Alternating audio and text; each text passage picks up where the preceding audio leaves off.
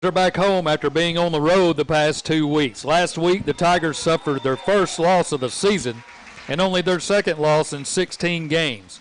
It's homecoming 2022 here in the Jungle at Jim Carroll Stadium. I'm Steve Cornell along with Kurt Carroll and Kendall Atkinson, and this is the Central Bank pregame show.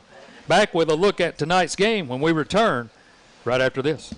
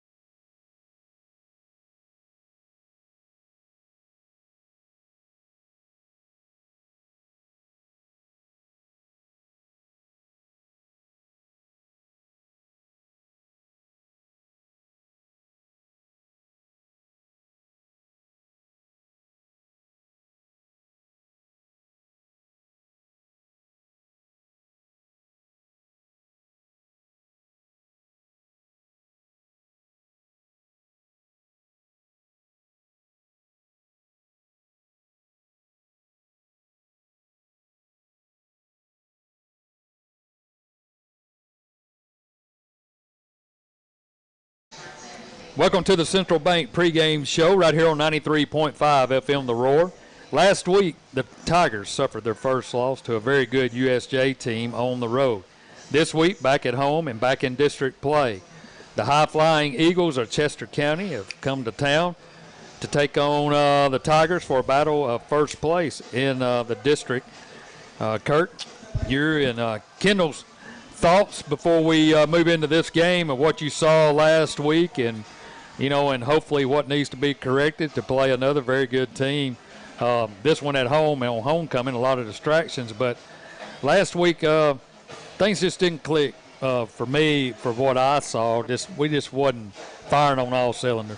Well, we're used to a lot of big plays in the game. Watching Hardin County, they always pull off 40, 50, 60-yard runs. And every coach on every level you ever hear talk that, we need to limit, the big plays. And USJ had a good enough defense and were able to put enough pressure on the quarterback and keep us from making a lot of those big, long, explosive plays.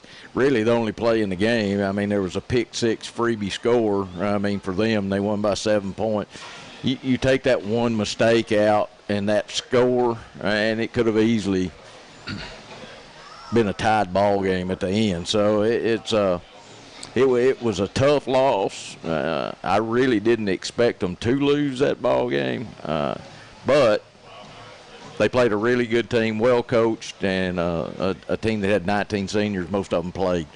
So I think they probably had a really good learning experience in that ball game tonight. From what we hear, Chester County is got kind of a new start program and kind of on the rise with a lot of athletes. But I think Hardin County will have corrected a lot of the things that they maybe didn't do well last week. Yeah, and I think, of course, building off what you just stated, it was a tough loss. But I think one thing USJ did really well was putting us in uncomfortable situations that we're not necessarily used to. And what it did was create a different type of adversity than we're used to. And so what we're really going to find out this week is just – What do you mean exactly? What kind of situation? Well, they were doing things – they were putting pressure on different aspects of the ball offensively and defensively, putting pressure on Carter where he's not used to being pressured as much as he was last week.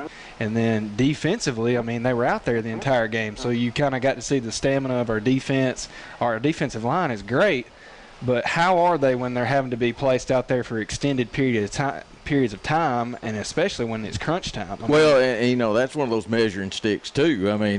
That you learn from that you don't learn from in a game where the starters are out starting the fourth quarter. So those are those things that I think that's why we scheduled USJ and why we have Milan on the schedule, is trying to play teams that will really push us to the max so we can kind of have a measuring stick getting to the playoffs. Yeah, and one thing from a leadership standpoint, your goal as a leader on this team, the goal is always going to be the same. It's just now we got to find a different mentality. It's got to be a different approach. I feel like sometimes we get so used to I don't want to say winning, but we get so used to pushing our opponents around, and then when they push back for the first time, it's usually been later in the year. And whereas we just got that last week, and we've got to figure out a way to adjust for when later in the year this year we're faced with that same exact thing. Well, the question I wrote down, just thinking about this last week, are you motivated by a loss? And what I mean by that is, do you learn more from a loss or do you learn more from a win? We've all played sports. So, when I'm thinking about it, I said, from a winning standpoint, you really don't learn a lot from a win other than that you can beat that particular team. But you can learn a lot from a loss of what you did wrong to keep you from winning. I think it depends on the loss and the win. Right? I mean, if you win against a really good team that pushed you the whole game and it comes down to you making a game-winning score in the final minute of the game, and it's back and forth, I think you learn a lot. Yeah. But I think if you play a team that you beat 50-0, then your starters don't even have to play if they didn't want to. You don't learn much. And I mean, looking at it from like a film perspective, if you watch film and you know that you've won a game big, you can look back at a mistake you made early in the ball game and say, well, yeah, I need to correct that, but we still won as much as we did. Whereas last week, a few key plays, you change that around and you grow from that and learn what to do this next go around. It could change the outcome of the ball game. Well, and you can individually critique people in a close loss that you may skim over in a game that was really easy. Right. All right, let's take a timeout. You're listening to the Central Bank pregame show right here at Jim Carroll Stadium in the Jungle, homecoming night 2022. When we come back, we'll look at some numbers for both Tigers and Chester County from their last week's performance. We'll be back right after this.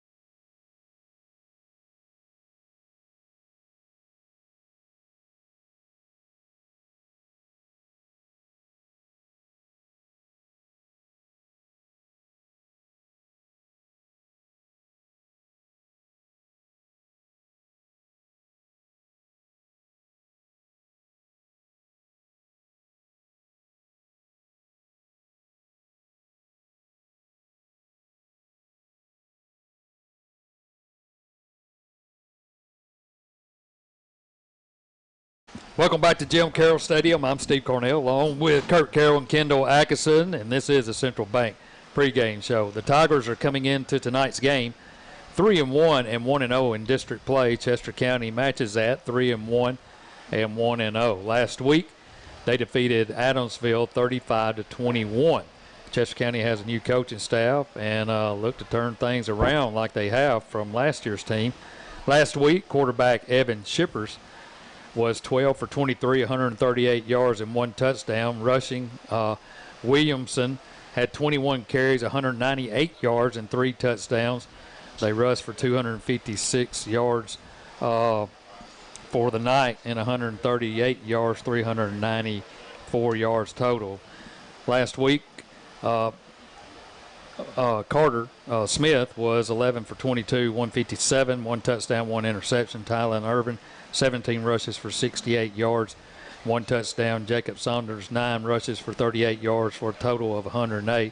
Braden Wilkes had 4 catches for 79 yards and 1 touchdown. So it seems like that Chester County may like to run it a little bit more than they throw it. I know that we like to stay balanced, and, you know, Coach Smith, you know, has told me and you, Kurt, several times we're just going to take whatever they give us at that time. But comparing the 2 games, of course, we beat Adamsville here at our field week 2, shut them out. So I don't know if you can really compare the 2 games and when you play them. But anyway, looks like they got things together. They like to run the ball. They got a big back, a quarterback. They can throw it around.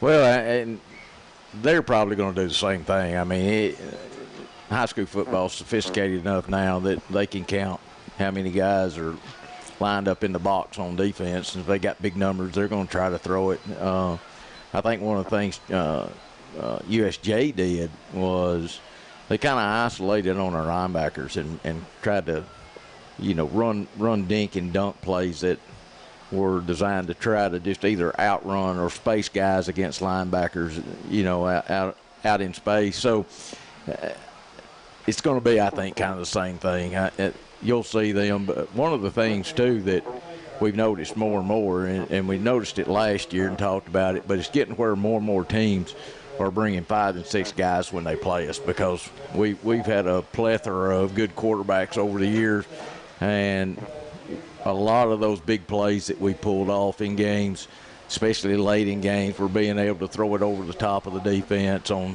you know, long yardage, which takes time. So teams, I think, are trying to find ways to blitz us and get pressure on the quarterback, because it doesn't matter who the quarterback is. If you're getting hit, you're not going to be as effective. Well, Kendall, you play quarterback, and from what Kurt was talking about, when you go into a game like that and you got a pocket passer, what are some of the things that you can work on either during the game or work on for the next week's game for a quarterback? You know, Carter, a little bit mobile, but, you know, he's not a speed demon either. He really likes it in that pocket, and they like to get the ball out quick. Yeah, I think a big thing is just awareness, which kind of translates to your footwork. You know, one thing I can always think about, you know, playing teams that, you know, you take it to a playoff situation. And in my case, the Melrose team that came into town, they like to bring quite a few blitzes, and so it's all about awareness, kind of finding those guys that are, you know, that they're coming, and then you got to look at your matchup on the other side of the ball, kind of a pre-snap read, and see what you're working with in order, you know, to get the ball out a little bit quicker. So those are just a few things that I, you know, off the top of my head that I can think about that you can work on, you know, on a daily basis at practice, and let that translate over to the game setting.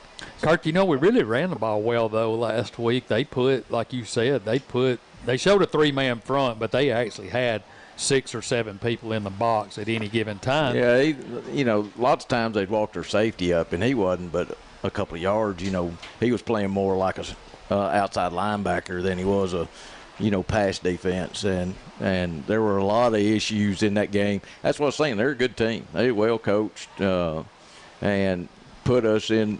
They strained our offense, which we're not used to seeing. We're not used to seeing us punt very much.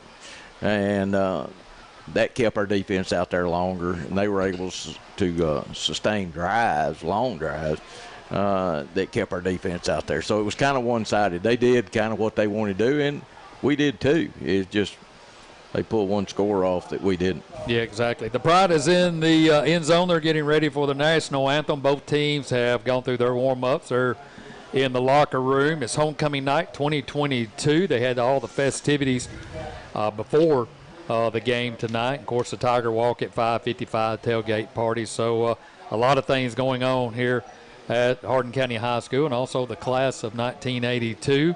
It's their class reunion. They're down there in the north part of the stadium by the cafeteria. And so a lot of activity going on around Jim Carroll Stadium and Hardin County this week. Of course, they had the parade as well. Let's take a quick timeout. When we come back, other games going on around the district. We'll get some final words in, and then we'll get you to the kickoff. Here at Jim Carroll Stadium, you're listening to Tiger Football right here on 93.5 FM, The Roar. Back after this.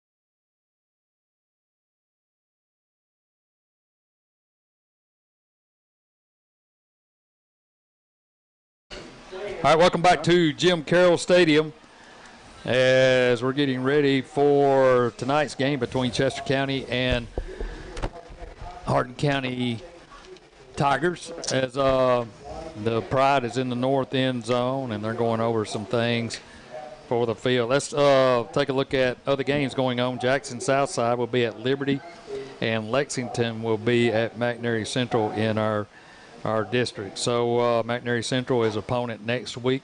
I want to remind you, we will be on next Thursday night, not Friday night. It'll be Thursday night football coming up right here on 93.5 FM. Also, it'll be gold here at the stadium. Let's take a quick timeout. They're getting ready for the national anthem, and then we'll return and get you ready for the kickoff. You're listening to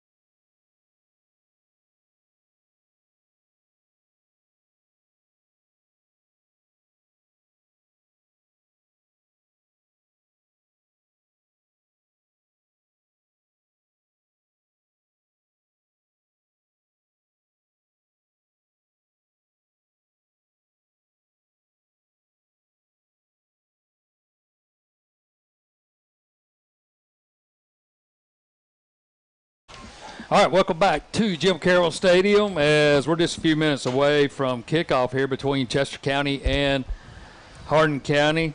I want to remind you, your Sports Saturday starts right here on 93.5 FM in the morning with Coach to Coach. Doug Matthews and Dave McGinnis will get you set for SEC football, and then they'll go deep into the Tennessee-Akron game and break that one down for you. And then at 9 a.m., Sports Talk, me, Kirk, and Coach Smith will be in. We'll talk about tonight's game and get you ready for next week. As I said, it'll be next Thursday night. Will be the kickoff at 7 p.m. here on 93.5 FM. And then at 4 p.m., the Vol Network will take over, and then they'll get you to the kickoff between Tennessee and Akron at 6 p.m. That's all for your Sports Saturday. So, Kirk, I'll ask you first, and Kendall, what do you expect out of the Tigers tonight and this coaching staff, and getting ready to face another very good football team? I think they'll be motivated. Homecoming, big crowd. I think they'll come out, ready to play. Bottom line. Well, you know what they do before every big football game, Kirk, is they preview the playmakers on both sides of the football. For Hardin County, you're going to throw Carter Smith into the picture. Expect him to have a big night tonight.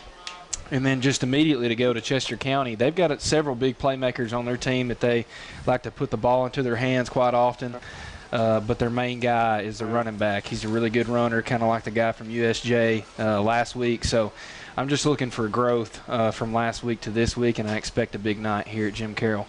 All right, it's homecoming 2022. Both teams are making their way out onto the playing surface as Chester County's captains are over there awaiting the Tigers to come into the north end zone. You've been listening to the Central Bank pregame show. When we come back, we'll have your opening kickoff right here from Jim Carroll Stadium, homecoming 2022. You're listening to Tiger Football right here on 93.5 FM. Back after this.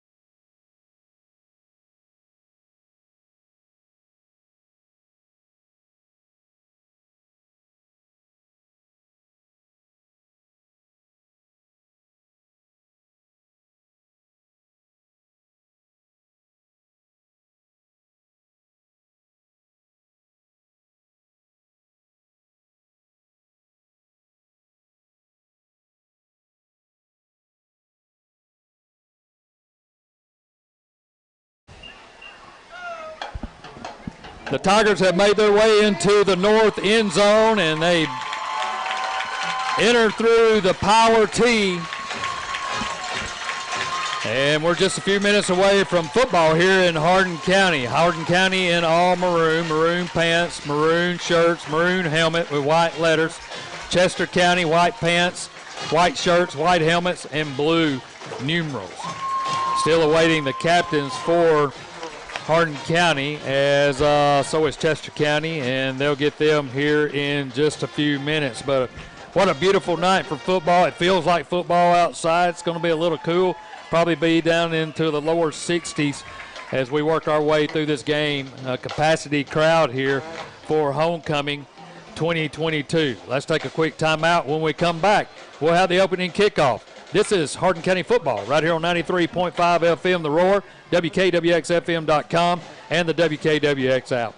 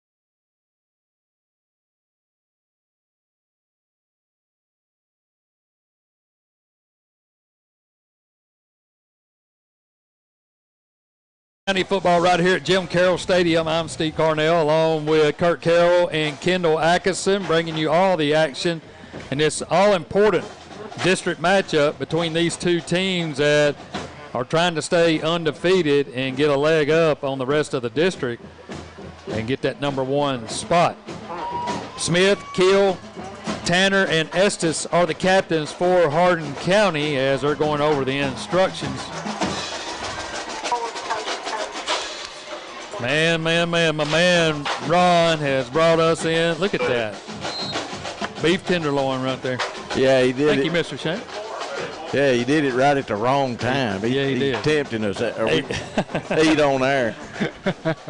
So, the toss is up, and let's see. Hardin County has won the toss, and they elect to receive, it looks like. So, Hardin County will get the football first. Let's take a 30-second timeout. We'll be back with the opening kickoff right after this.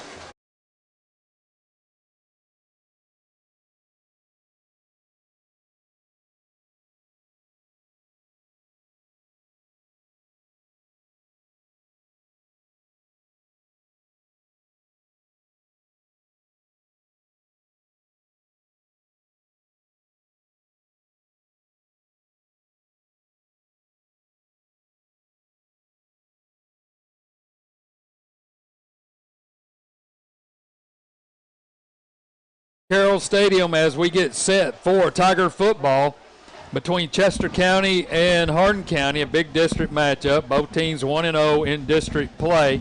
Chester County will be kicking off to the Tigers. Back deep is Irving and Wilkes. as they stand around their 5-yard line. I cannot tell at the moment who their kicker is. I'll get that for you here in just a few minutes. Chester County will be kicking from the south to the north, as Hardin County will defend the north end zone. Chester County will defend the south end zone.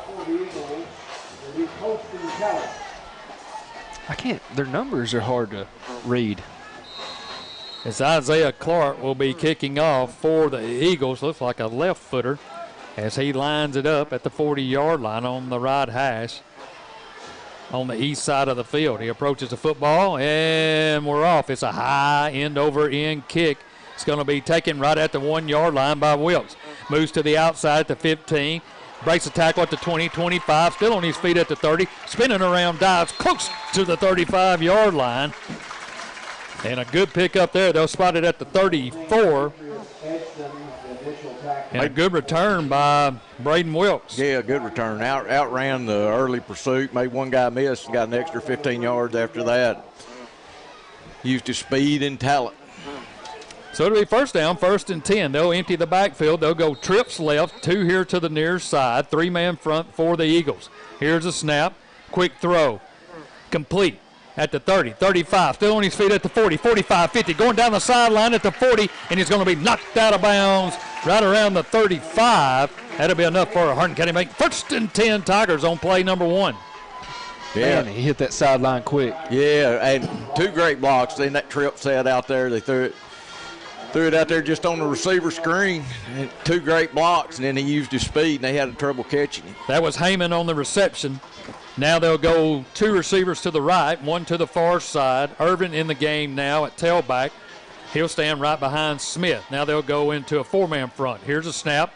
Looking, fires down the sideline, got a man open, and just overshoots Wilkes at the 15-yard line. He had his defender beat by about 3 or 4 yards, and Carter just overshot him. Pump and go. Yep, that's the one he'll want back right there. Yeah, he had him about 3 yards, and he really could have stuck it. Yeah, he could have. Just to bring up 2nd down, 2nd and 10. The clock stops on the incomplete pass at 11:33. Just getting going. Hey, you'll see that again, though. I guarantee you. So Smith will line them up. He'll send Irvin, the tailback, to his right now. 2 receivers to the near side, 1 to the far side. Man goes in motion left. Here's a snap. Throw, complete to Gray. Makes a move to the inside, the 40. He's at the 35. Back outside at the 30. He's at the 20, 15, 10. Inside the 10, down to about the 9-yard line.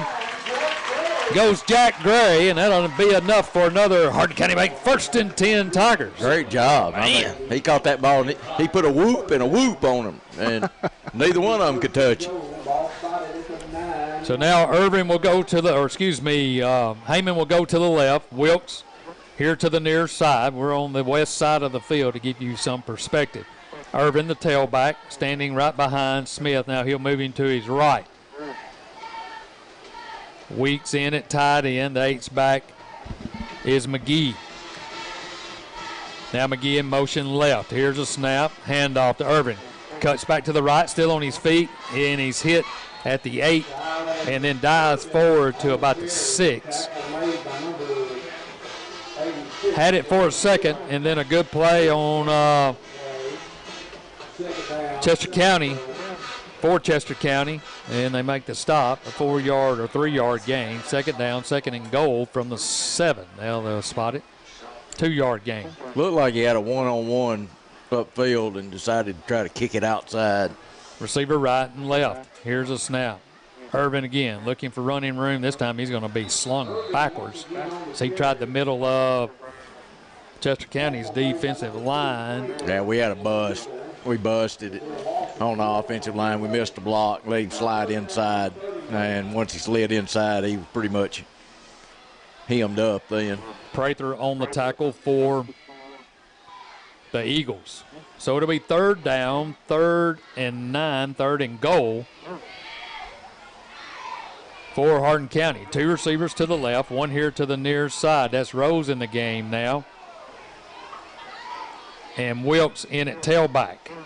Here's a snap. Looking, fires, complete right at the goal line. Dives toward the pylon. Did he get in? Touchdown, Tigers! Great throw. Great I'm going to tell you execution. something. He's good outside, but to me, he's even better when he's in that backfield.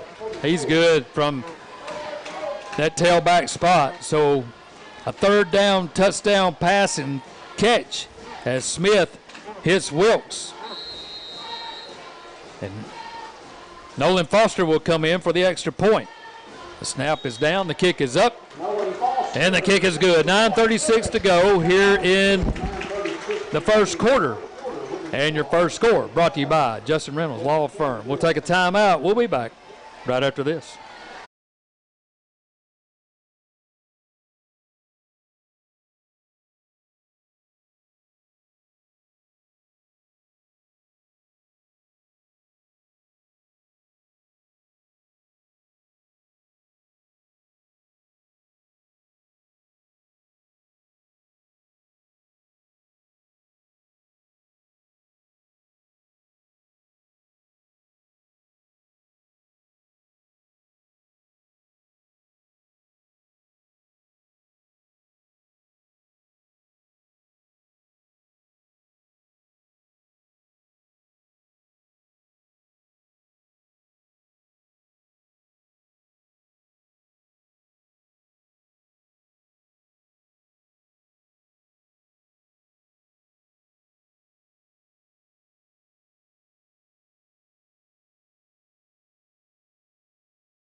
Go 6 plays, 67 yards, a 9-yard touchdown pass from Smith to Wilkes. Extra point good, and that scoring drive powered by Jones Motor Company. Here's a high end-over-end kick. It's going to be short, fielded at about the 32, up to about the 36-yard line, where the Eagles will have it first down, 1st and 10 at their own 36-yard line. 7-0 our score. 9:32 to go here in the first quarter. This will be the first possession for the Eagles. Shippers, the quarterback, will hand it off to his tailback, and he tries the right side, and he's going to be blasted over there back to the 35. They may give him the line of scrimmage, but good penetration over there. Nothing doing on that short side. My favorite play in football. So no gain on the play. Right. And it'll be a second down, 2nd and 10. Here's a handoff this time to their tailbacks, trying to sweep it around the left side, and he's going to be knocked down. Wes Blankenship comes up and makes the grab for the loss. Running back's a big, thick running back. I mean, he's got size, looks good, you know. He looks like the kind that you want him running sideways instead of north and south. So loses a couple of yards on the play. And that'll bring up 3rd down, 3rd and 12. The ball back at the 34. Shippers in the shotgun formation. Tailback to his right. Here's a snap, rolling to his right, under pressure, fires, and it's going to be incomplete as it sailed right through the hands of Jawan Keel. So that'll bring up 4th down, and the Eagles will have to punt it away. Tigers look sharp early. I mean, they've come out pretty much a 3 and out. Actually, lost 2 yards. Coverage was great on the one pass play. I don't think there's a drop-off from last week. So Clark will come in and punt it away. He'll stand at his own 21. Back deep is Wilkes, right at his 30-yard line. Here's a snap. Here comes a little bit of pressure. He'll get it out of there. An end-over-end kick. Braden will have to get away from it, and it'll take an Eagles bounce inside the 25, inside the 20, down to about the 17-yard line, where Hardin County will take over first down, 1st and 10 at their own 17. 8:10 to go here in the first quarter, and they lead it 7-0. So a good offensive start and a good defensive start for Hardin County. And now they'll bring in Irvin will be the tailback. Gray and Heyman here to the near side. Rose will line up to the left. Chester County has a 4-man front. Here's a snap. Quick throw out here to Gray. makes the grab, looking for some running room. He's going to be blasted right about the 17. Man, he got hit by Landon Rushing, 6'1", 230.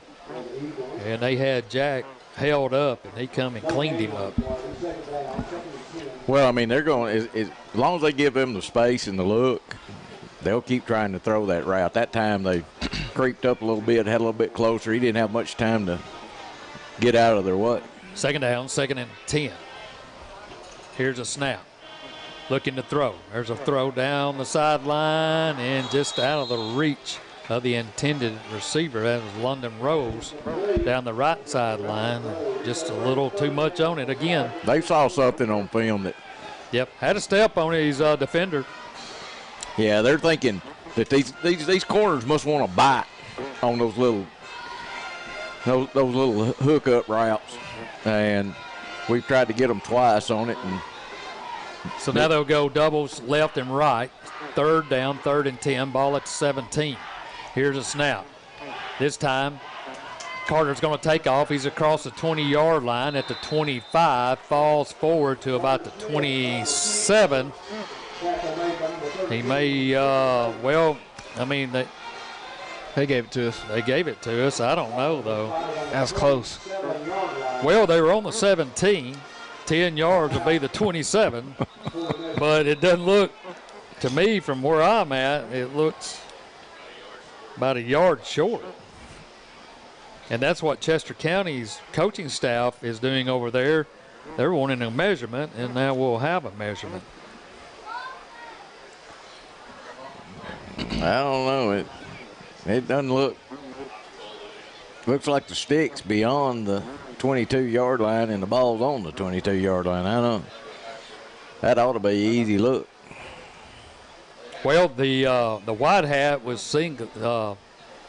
signaling first down, but Chester County's coaching staff and the chain gang is over there, so they wanted to take a look at it. So we'll see. They're bringing it out, and they'll stretch the chain. I think he's short. He's short. They get it set up. Oh, it's close. I mean, it's close. You got to give it to him. Yeah. First down. I mean, that's a lot closer than it sure looks. It looked like it was a yard short. Yeah. I think there's a thread hanging off the end of the ball, and that's what got the first down. So man, we thought that chain crew had to shorten that chain up while they're running out there. They know how to work that chain. So it'll be a Hardin County make 1st and 10. Tigers on the run by Smith. So Carter will send Heyman and Gray to his left. Rose here to the near side. Irving right behind him now, man in motion here to the near side. Here's a snap.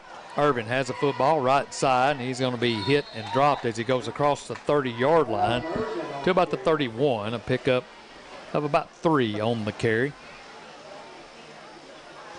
They're going to spot it just on Chester County's side of the 30. So it'll be 2nd down, 2nd and 7.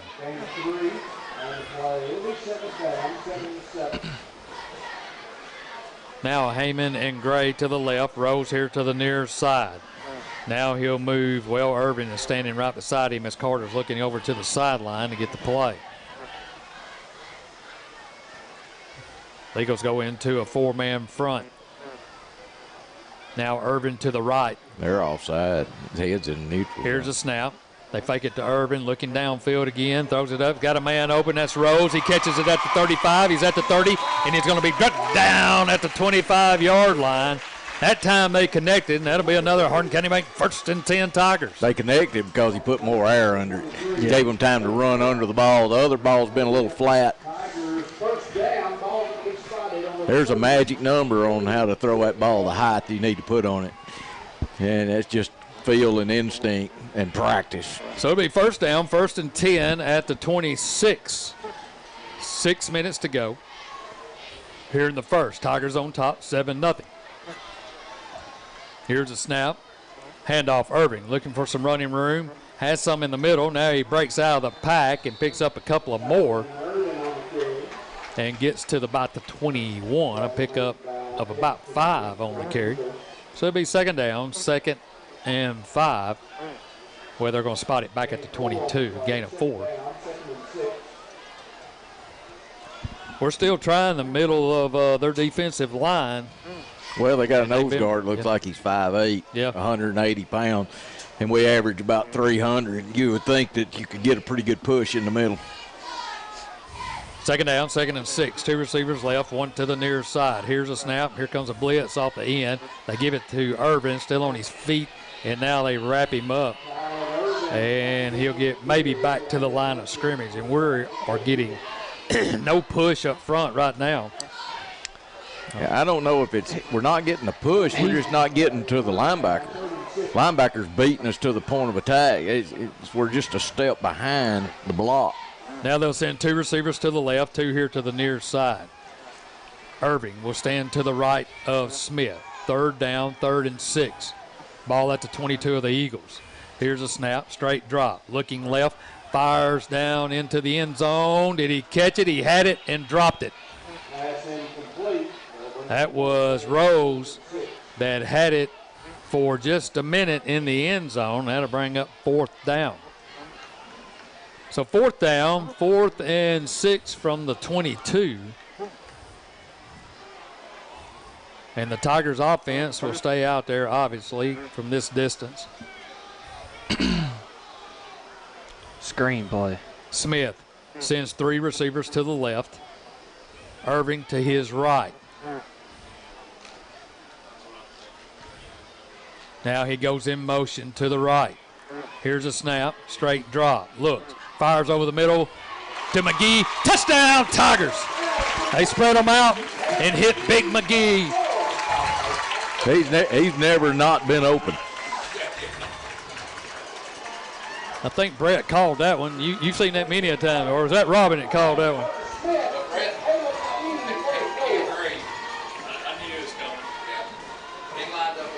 So McGee goes in on a 22-yard touchdown pass from Smith.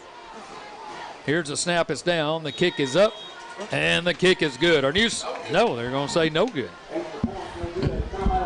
With 4:21 to go here in the first quarter, our new score, Hardin County 13, Chester County nothing. You're listening to Tiger Football right here on 93.5 FM. We'll be back right after this quick timeout.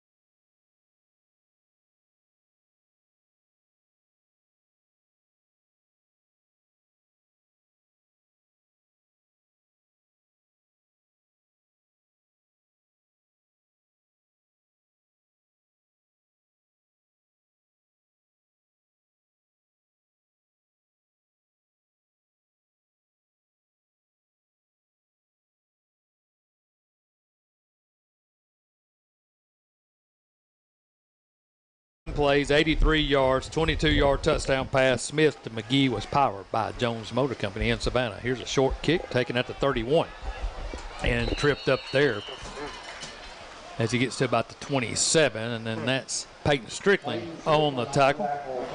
So Chester County will set up 1st down, 1st and 10 at their 38-yard line, trailing 13-0 with 4:18 to go here in the first quarter.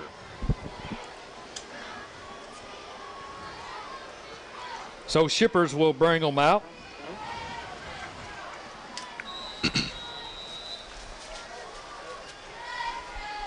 First down, 1st and 10 from their own 38. Prather, the tailback. Here's a snap. They'll give it to Prather right up the middle. Has a little bit of running room and then gets tripped up as he goes across the 40 to the 41.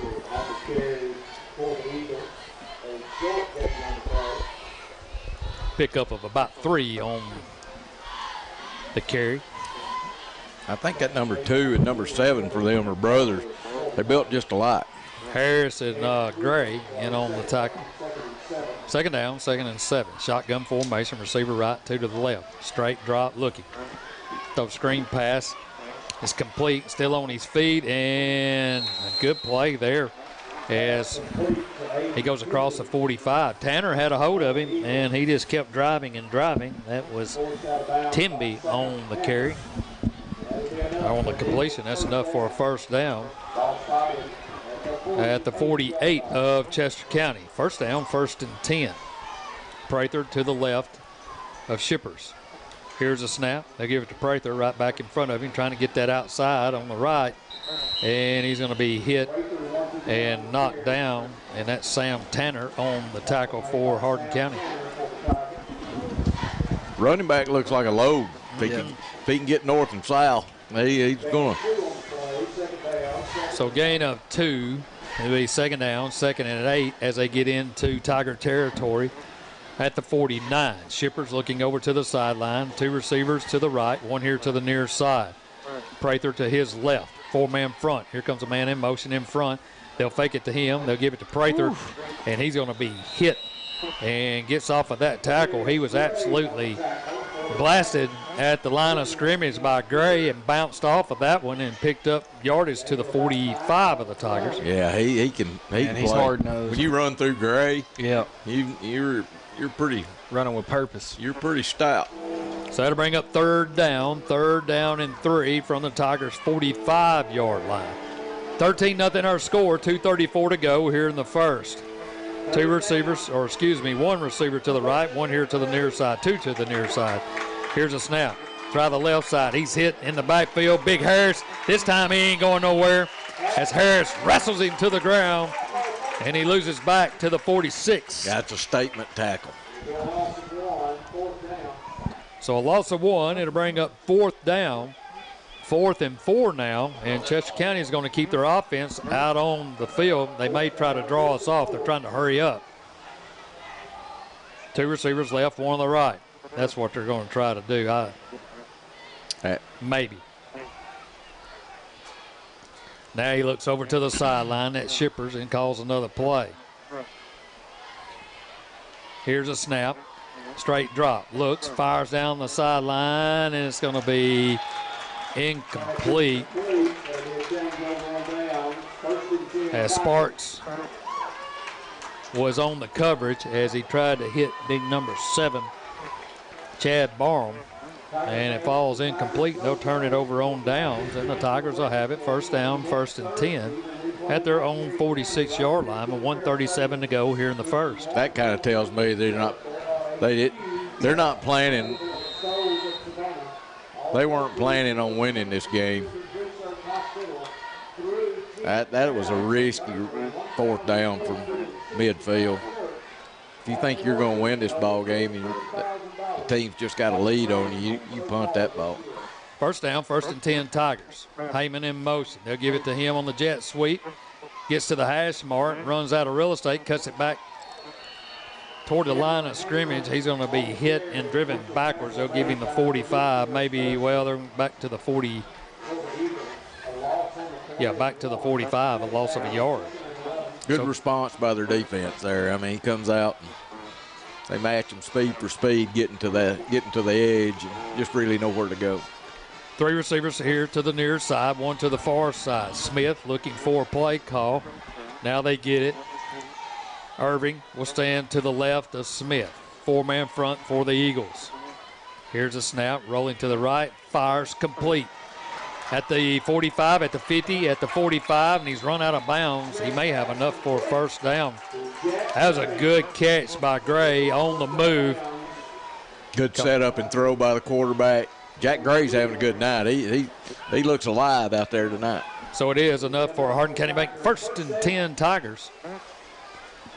Clock will stop as Jack went out of bounds. 50 seconds to go here in the first quarter. Tigers on the move again in the Eagle territory. 2 receivers left, 1 here to the near side. Here's a snap. Handoff Irving. Looking for some running room. Darts left, still on his feet as he goes across the 40 to about the 39-yard line. Good pickup on 1st down. A pickup of about 4, maybe 5. Clock counting, 35 seconds to go. Pickup of 4, 2nd down, 2nd and 6. Tigers offense is looked on track so far here in the first quarter. 2 receivers left. One here to the near side. Here's a snap. Looking to throw. Fires. And it's going to be complete as Wilkes climbs the ladder and gets it about the 18-yard line.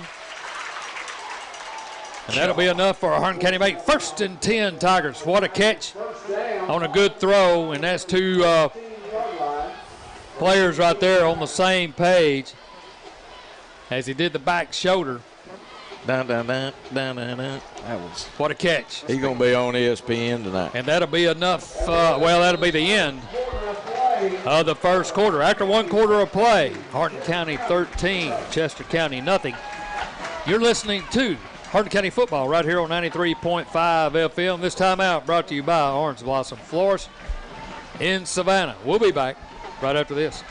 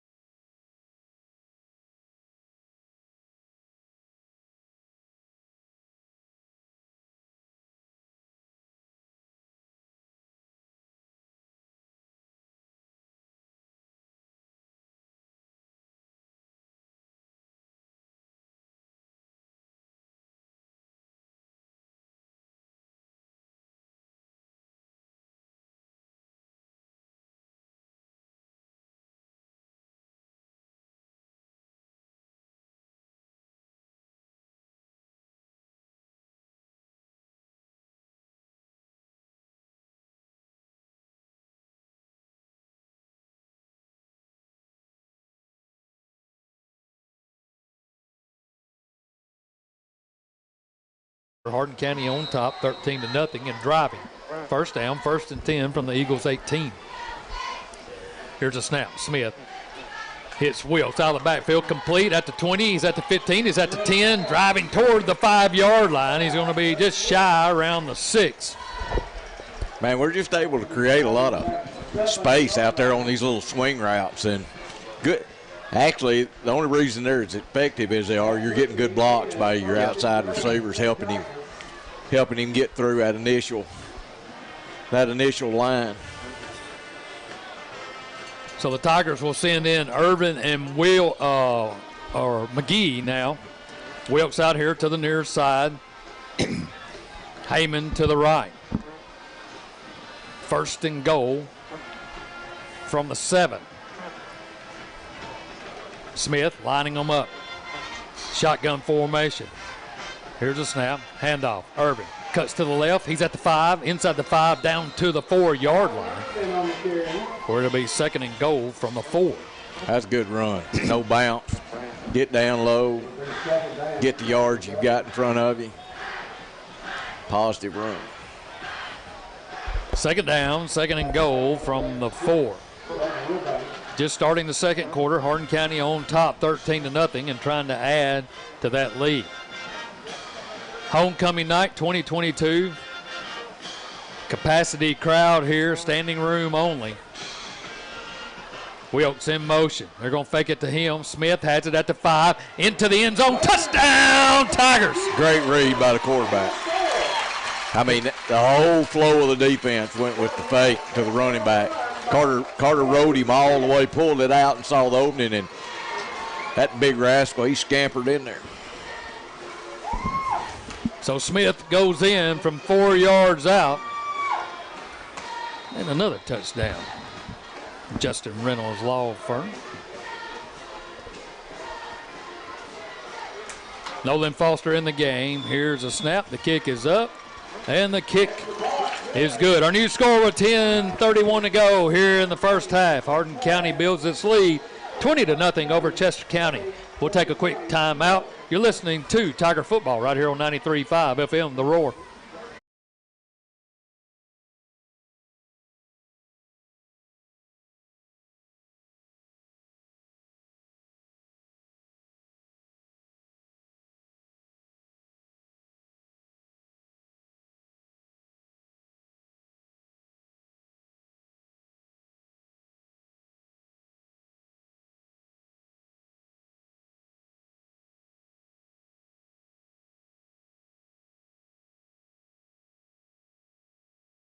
Carroll Stadium as the Tigers are rolling here in the first half on homecoming night. Man, they lead at 20-0 as that play went scoring drive, 7 plays, 59 yards. Smith in for 4 yards out, 20-0 the score. That was a real good series that time. Here's a high end-over-end kick. It's going to be taken at the 25, and he's going to be knocked down there, and that's Peyton Strickland on the tackle as he got down there in a hurry. That's a good kick right there. Good high end-over-end kick. It gave us time to get down there, and a good play by Strickland. So Chester County will have it first down, 1st and 10 at their 39-yard line. 2 receivers here to the near side, 1 to the far side. Prather, the tailback, to the right. They're going from the north to the south. Now they'll hit him out of the backfield. He's got a little steam and spins off a couple of tackles at the 42. It goes across the 45 to about the 46. So pickup of about 7, maybe 8 on the swing pass. And that running back's good. Yeah, you think number 2 will score before the night's over? Absolutely. They'll give him 7 on the carry. It'll be 2nd down, 2nd and 3. 2 receivers here to the near side, 1 to the left. Now man in motion left. Here's a snap. They'll give it to Prather right up the middle. He's hit and dropped. Probably about maybe a yard short of the first down. That'll bring up 3rd down. Well, they're going to give him a yard. Looks like 3rd down, 3rd and about 2. He runs harder, as hard as the guy from USJ did. Well, another thing, too, is different style. He's not one of these that's trying to pick his way and find a hole. No, he's running it right at you. He's just a man-child runner. Here comes a man in motion. They're going to give it right up the middle. He's hitting the backfield, stays on his feet, and he's knocked down shy of the first down. They got him in the backfield, and stayed on his feet, but he's going to be about a yard short at the 47, and I'm sure they're going to go for it. Why not? They did it earlier. You ever notice, have you ever seen one of these teams that try to draw you off sides, and they do the hard count, and they do all that kind of stuff? Have you ever seen a team jump after they didn't initially jump when he tried it? Here's a snap, straight drop. They get his receiver out, or tailback out of the backfield. The Tigers are swarming, and they knock him down at the 45 for a loss, and they'll have to turn it over on downs.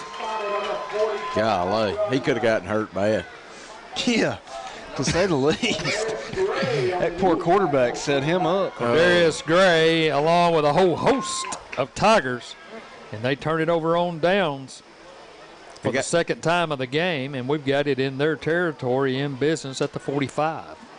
He was held up, and Adam Harris had a 6-yard run full speed, and almost, I thought he was going to kill it.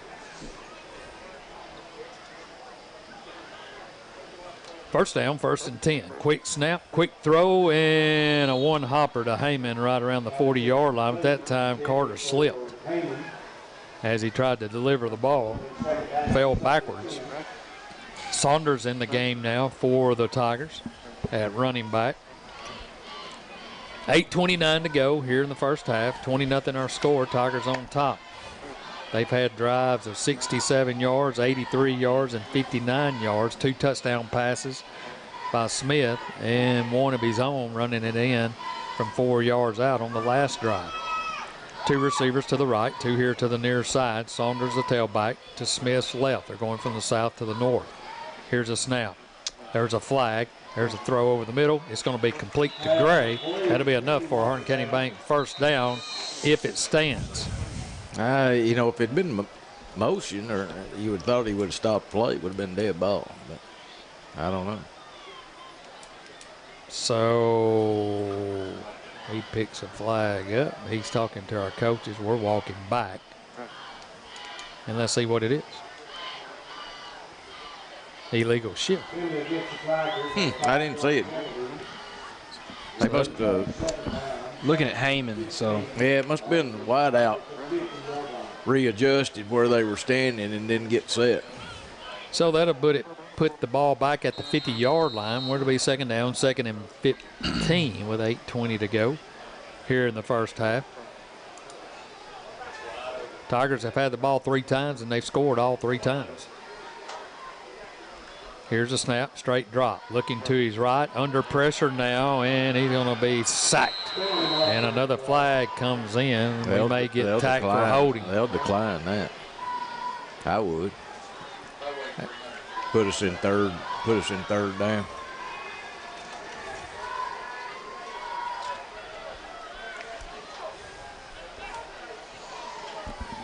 So they'll decline it, like Kirk said, and they'll take the play, I'm sure they do.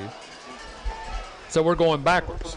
Had a first down, and then a couple of penalties has moved it back into Tiger territory at the 43-yard line. You know, we're at that up by 20 in the second quarter mode that we've been in a couple of times already.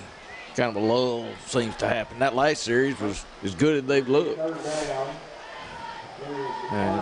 So it'll be third down, 3rd and 24. The officials are getting together now. They break out of the huddle. Third down, 3rd and 24. 2 receivers right and left. Shotgun formation. Here's a snap, straight drop. Looking, steps up in the pocket, has Heyman going down the sideline. That ought to be pass interference. They had his right arm holding it all the way. Well, and it falls incomplete. The problem is the official was still standing down here at the line of scrimmage. He was at the 50, and the penalty occurred at the 20. He was just 30 yards away. I don't know why, when you got a deep route like that, I mean, they had 2 deep routes. I don't know why that official, mechanic-wise, stays on the sideline right there instead of running with the play. So Strickland will come in for the Tigers' first punt with 8:06 to go here in the first half. He'll stand at his own 30-yard line, no pressure. Here's a high, spiraling kick. And it's going to be taken at the 20 and ask for a fair catch there. And that's where the Eagles will take over. First down, 1st and 10. White Shirley. Man, that was fine. You know, he hit a good one like that at USJ last week, too. It's fun watching that spiral come off your foot and it turn over. So it'll be first down, 1st and 10. It's 40-yarder. As Chester County will take over at their own 20-yard line with 7:59 to go here in the half. Receiver left, 2 here to the near side, 4-man front. Here's a pass. It's going to be batted up in the air, still batted around, and then Harris is going to come up with it, but it's going to be on the ground and fall incomplete as he tried to get Barham. Good job defense again. They messed all that up. They didn't let him create any space. They beat their blocks, got there right in his face about the time the ball got there. Barham trying to run that inside screen, and when the ball hit his hand, he was surrounded by Tigers. It looked like he wasn't real sure that he wanted that. But it falls incomplete. That'll bring up 2nd down, and now Chester County seems like, let's see, did they call timeout? They did. They want a timeout. Talk about it. 7:51 to go here in the first half. We'll take a quick timeout. This timeout brought to you by Orange Blossom Floors. We'll be back right after this. You're listening to Tiger Football right here on 93.5 FM, The Roar.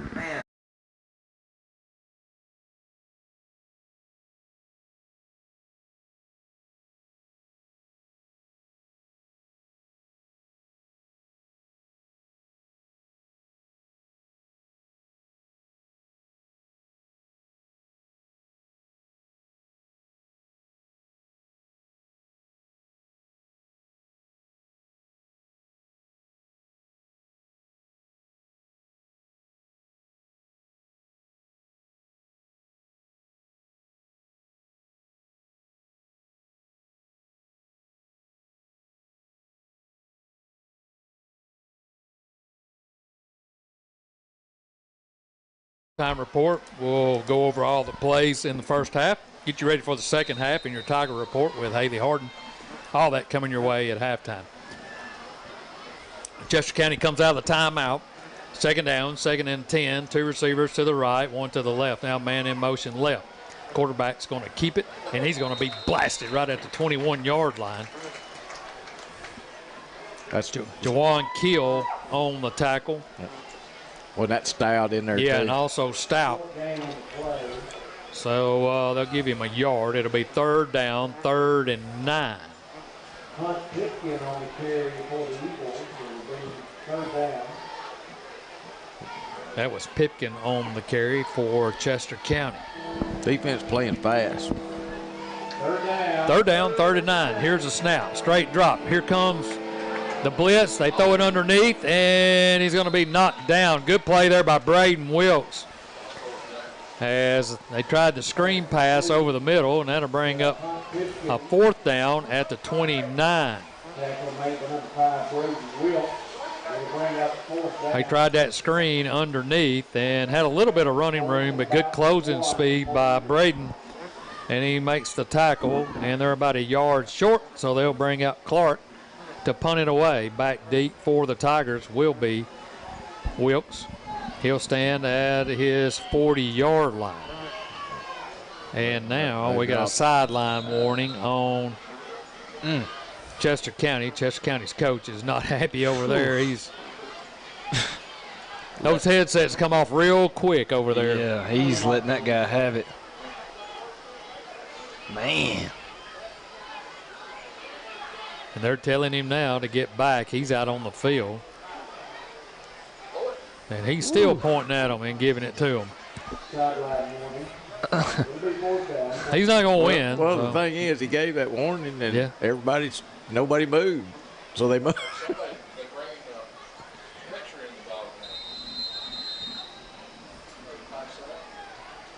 So, Clark set the punt. Waiting to snap. It's a good one, no pressure. He'll get it out of there, end over end kick. It's going to hit and take a sideways bounce and go out of bounds at the 35. So the Tigers will take over. 1st down, 1st and 10 at the 35. 6:14 to go here in the first half, leading 20-0. Kendall, do you understand why we don't catch any punts? I do not have an answer for that. I wish I did. Well, I mean, and haven't caught any like in 12 years. I just don't get it. That ball was 5 yards from him. All he had to do is stand there and catch it. 2 receivers to the right, 1 here to the near side. Saunders in at tailback. They'll fake it to him. Smith looking, fires down the middle of the field and overthrows Heyman. And that was Smith on the coverage. He was running stride for stride with Cameron, and we've definitely taken a lot of shots downfield, and they have been in single coverage. Well, it wouldn't have mattered if he would have caught it because there's a flag back at the 32, and it's against the Tigers. Another holding. So another holding call there. So 2 back-to-back drives with total of 3 penalties in the 2 drives. So we scored on our first 3 and then had to punt. That's 15 yards. Yeah. Dude. Well, it's back there at the spot of the foul. Here's a snap. This time they'll give it to Saunders. Looking for running room. Gets outside at 25, and he's going to be knocked down at about the 28-yard line. He'll pick up some of the penalty yardage. That was 1st down, 1st and 22. That'll bring up 2nd down, 2nd. Ball going to be spotted at about the 28-yard line. They spotted at the 28. It'll be 2nd down, 2nd and 17 now. 2 receivers to the right. Gray and Heyman. 2 here to the near side. Weeks and Wilkes. Here's a handoff to Saunders, right side, and he is met by a whole bunch of Eagles and ran right into the back of Chase Kelly as he was trying to fight off 2 defenders. And that'll bring up 3rd down. Man, we're in a lull right now. Second quarter lull, especially when we're up. Lord. 2 receivers to the right, 2 here to the near side. Saunders to the left of Smith. 3rd down. Here's a snap, straight drop. Looking, fires to Wilkes. Complete at the 42, and he's going to be written out of bounds. He's going to get close to the 45. He stretched the ball out. That's a bad spot. That was a terrible spot. The reason it's a bad spot, he's at the 30-yard line when he gets tackled out of bounds at the 45. That just drives me nuts. So it'll be 4th down. Well, we wanted to go in a hurry, and now the head official comes over here and confirms that it's 4th down, 4th and 1 at the 44-yard line. Smith in the shotgun formation. He's trying to draw them off. They're not budging. We're going to call a timeout. 5:18 to go here in the first half. 20-0 our score. Hardin County on top. It'll be 4th down when we return. You're listening to Hardin County football right here on 93.5 FM. We'll be back. Right.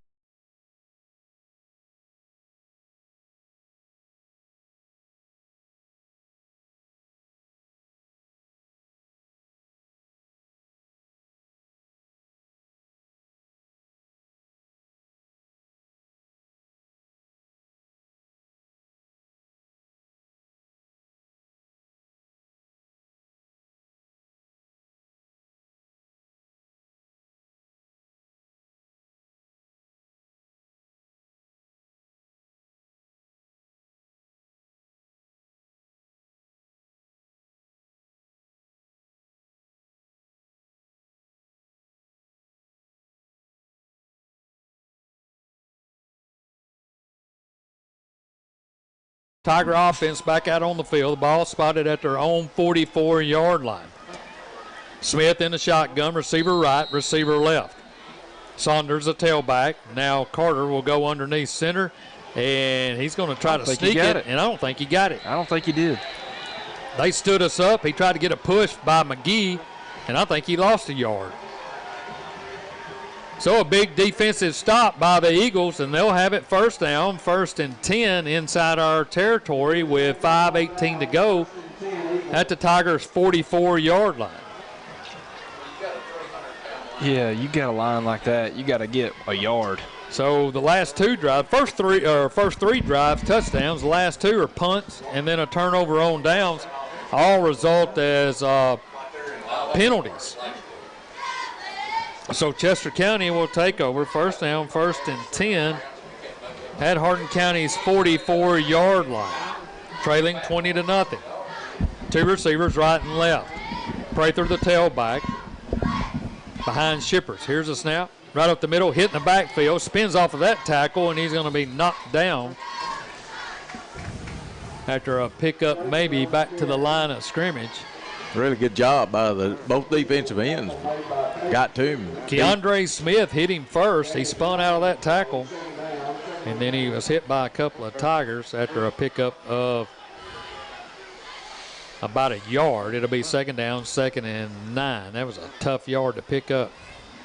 2 receivers left, 2 to the near side. Now man in motion left. Here's a snap. They're going to give it to him. Trying to get it around outside. Has some blockers out there. Turns it upfield. And he's going to be knocked out of bounds as he goes across the 35 to about the 32. That'll be enough for an Eagle 1st down. And they kind of outflanked us over there that time. And that was 23. Welch on the carry from the slot position as he came in motion. So it'll be 1st down, 1st and 10, Chester County at the Tiger 32. Shotgun formation, 2 receivers right and left. Now a man comes in motion. They'll give it this time to Prather. Looking for some running room now. He'll turn it upfield at the 30, fumbles the football at the 20. Tigers are all over it. Do we have it? We got it. Right at the 16-yard line, and that's Peyton Strickland. I'll tell you what, I like it when you get a recovery and the guy jumps up with the ball instead of laying there. You don't have to wait. You know who's got it. So the Tigers get a break there as Prather had broken out of the pack, picked up positive yardage, and then fumbles it. Just loses it up in the air, and Strickland was right there. Johnny on the spot, and the Tigers have the football, first turnover of the game. Somebody got a good strip. I don't know who it was. 1st down, 1st and 10 at our own 16. Here's a snap. Handoff. Has a little bit of running room as Irving as he goes to the right, cuts back to the left across the 20-yard line, close to the 24. There's a good size hole there for Irvin, and he'll pick up about 6 on the carry. It'll be second down, 2nd and 4. Under 4 minutes to go here in the first half. Be sure to stay tuned for the halftime report brought to you by Central Bank. Here's a snap.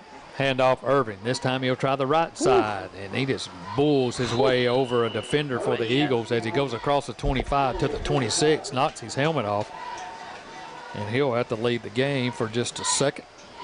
That was a different type of run by Irving. Yeah. Well, that's what we've been. That's what we needed. Yeah, well, I mean, we've had a couple of times where he, wanted to bounce that ball outside, got to going lateral instead of vertical. That time, the last couple of runs, he's gotten vertical. That'll be a Hardin County Bank 1st and 10 Tigers on the carry by Irvin. 3:24 to go here in the half. First down, 1st and 10 at the 27. The Tigers on 27. Receiver to the near side, 2 to the far side. Irvin the tailback to the left. Here's a snap. Straight drop. Looking, looks over the middle field. He's got a man wide open. That's Rose at the 50. He's at the 40. He's at the 30. He's at the 25. He's going to be drunk down at the 20-yard line. That'll be enough for a Hardin County Bank 1st and 10 Tigers. What a throw and a good run after the catch. Goes London Rose. 2 good routes. I mean, you got a rub route there, and both defenders ran into each other. Receivers ran their guys right into each other and left one of them just wide open, just like it's supposed to. They'll spot it at the 21. First down, 1st and 10, and now here comes a flag. What do we got? False start on the Tigers.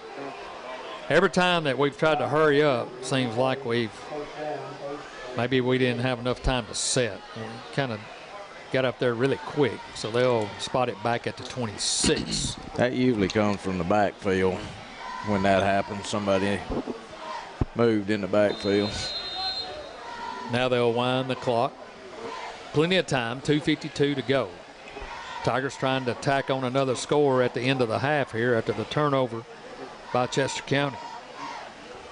First down, 1st and 15. Here's a snap, straight drop, looking, fires left down the corner of the end zone. Rose is down there, and he's going to fire it over his head, and it drifts out of bounds. So that'll bring up second down, 2nd and 15. Rose will come out. Wilkes will come back into the game. Gray and Heyman over to the right. Irvin in at tailback. And your H-back is McGee in the game for the Tigers. He'll line up on the right side. Smith looking over to the sideline. Clock stops at 2:33 on the incomplete pass. Second down, 2nd and 15. Hands up in there. They need to get set.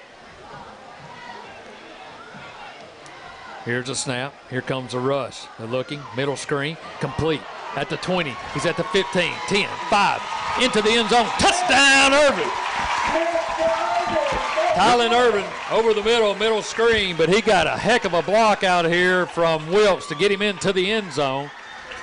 And the Tigers tack on 6 more after the turnover.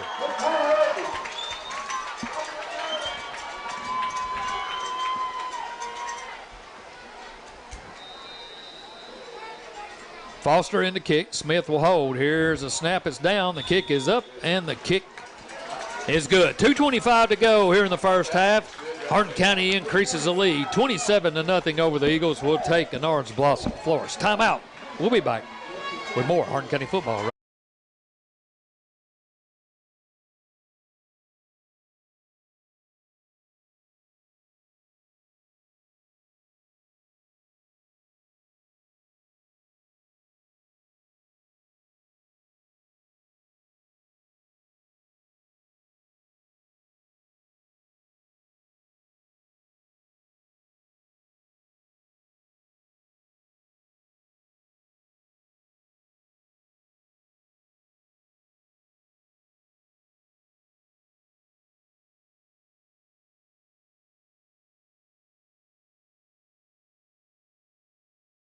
5 seconds. Okay. The Eagles turn it over, and the Tigers go 5 plays, 84 yards, 28-yard touchdown pass, Smith to Irving. And that scoring drive powered by Jones Motor Company, and touchdown brought to you by Justin Reynolds Law Firm. Here's a low end-over-end kick, goes over the head of the back receiver all the way down to the 5. He'll pick it up there. He's at the 20, and then he'll be knocked down. A low line drive. They weren't expecting that. Went right over the head. That's a good kick. Well, they got the defense moved up looking for the pooch kick. Defense was at about the 20. He just kicked it over their head. And the ball stopped before it got in the end zone, which was perfect. So Chester County will take over at their own 23-yard line. Their drive results have been punt, turnover on downs, punt, and a fumble. That screenplay they just ran, though, they could draw that up and use it as an example of the ideal play. First down, 1st and 10. Shippers hands it off to Prather, trying the left side. He's going to be hit in the backfield and knocked down. Maybe a loss of a yard, it looks like. Keel on the tackle. Yeah, they're just a wall of room. Prather's not getting much help. They're going to give him the line of scrimmage. It'll be 2nd down, 2nd and 10, no gain. Receiver left, 2 to the right. Here's a snap, rolling to his right. Being pressured, fires it down the middle of the field. Jump ball, and it's going to fall incomplete. Oh, and he's going to call a penalty on that. Shoo! Had Blankenship and Wilkes on the coverage. That's great. He did exact. He's calling and him. Now we got another flag.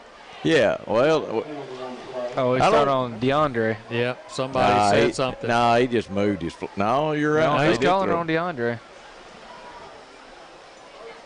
I mean, 2 flags on the field. I mean, you couldn't have played it any better. What he did was he threw him down after the ball was tipped, which is textbook. I mean, that's what you're supposed to do. And they're calling the penalty for him throwing him down, I think. I mean, that's just unsportsmanlike on us, and pass interference on the Tigers. So DeAndre's going to come out, and that's not a good sign when you have to meet your coach over there. Now Gray will come into the game. Coach Smith will have a real opinion about that call. I only had that talk with Coach Smith one time, and I never did what I did again. So the first penalty will be marked off from the line of scrimmage. 30 yards. Jeez. Penalties and are then killing. Another 15 tacked onto it for unsportsmanlike. Well, I'm sure we said something about how we probably expressed our opinion of that call on the field that they did not appreciate. So it'll be 1st down, 1st and 10 from our 48 after all that. Here's a pitch to Prather. Cuts it back to the middle of the field, still on his feet, and he's going to be knocked down by Harris.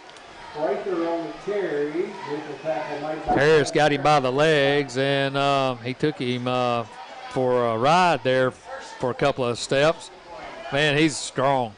So is Harris. Yeah. That's a tackle making a play 7 yards downfield. 2nd down, 2nd and 4. Here's a snap.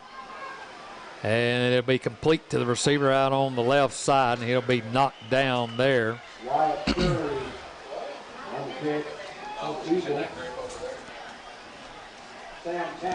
Man, I tell you what, that call was awful. Keel and Tanner over there on the coverage and the tackle.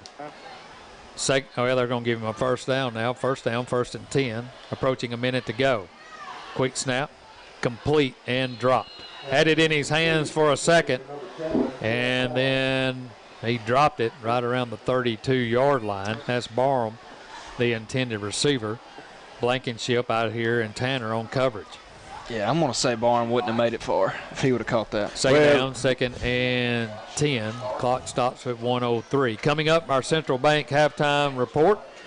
We'll get you caught up on the first half and take a look at the second half. Haley Hardin will be in here with the Tiger report as well. Here's a snap. Fires. Complete. And then it fell out of his hands almost right into Wilkes' lap. And it'll fall incomplete. Too much cushion on that throw, too. I mean, He was open. I mean, he catches that ball, he may score. Well, he hit him right in the breadbasket. Just dropped it. Well, he may have hurt. Third down. 3rd and 10. Here's a snap. Shippers looks right. Fires again over the intended receiver. That's Barham. he gets hit by Wilkes in the belly, and he said, I've had enough. Y'all gone at me 3 times, and I've been spun around like a pinball. That may be why he missed that other ball. Yeah, body language tells the story. 4th down, 4th and 10. Clock stops with 54 seconds to go. The ball is at the 37 of the Tigers after a 30-yard penalty. After an incomplete pass that was called pass interference, and then we got an unsportsmanlike on top of that. Shotgun formation, straight drop. Looking, now rolls to the right, being pressured, and he's sacked. Big McGee got him for the home banking company sack back to the 47-yard line. I think quarterback said there's just 49 seconds left in the half. I might as well just take a knee. What a terrible spot to do it. So the Tigers will take over. 1st down, 1st and 10 on the sack on the 4th down play at their own 48-yard line with 49 seconds to go and 2 timeouts. 2 receivers right, 2 here to the near side. Irvin the tailback. Shotgun formation. Here comes Wilkes in motion near side. Snap, looking, fires. He's got Wilkes on the sideline, complete at the 30. He's at the 20, down the sideline at the 10, and he's going to be knocked out of bounds. But that'll be enough for Hardin County. Make 1st and 10 Tigers. Right at the 10. Hey, Kendall. You're a quarterback. They had a. You asking me what not to do? Yeah. Not take a sack right there on 4th down. 1st down, 1st and goal. That throw by beautiful Carter Smith that time, he couldn't put air under it. The guy was closing, and he zipped it right on target. 1st and goal from the 10. Now Wilkes in at tailback. 3 receivers to the right, 1 here to the near side. 4-man front. Smith in the shotgun. Now he'll spread Wilkes out. He'll flip it out there to him, and he's going to be hit in the backfield and thrown backwards at the 15. Good play out there by the Eagles. That's James on the tackle, and we're going to call a timeout. 41 seconds, 2 timeouts. I mean, there's plenty of time. I don't know the clock ever started either. It was at 49 on 1st down. Anyway, they'll work that out. We got a timeout, 41 seconds to go. Here in the first half, Tigers trying to add to a 27-0 lead. We'll take a quick timeout. You're listening to Tiger Football right here on 93.5 FM.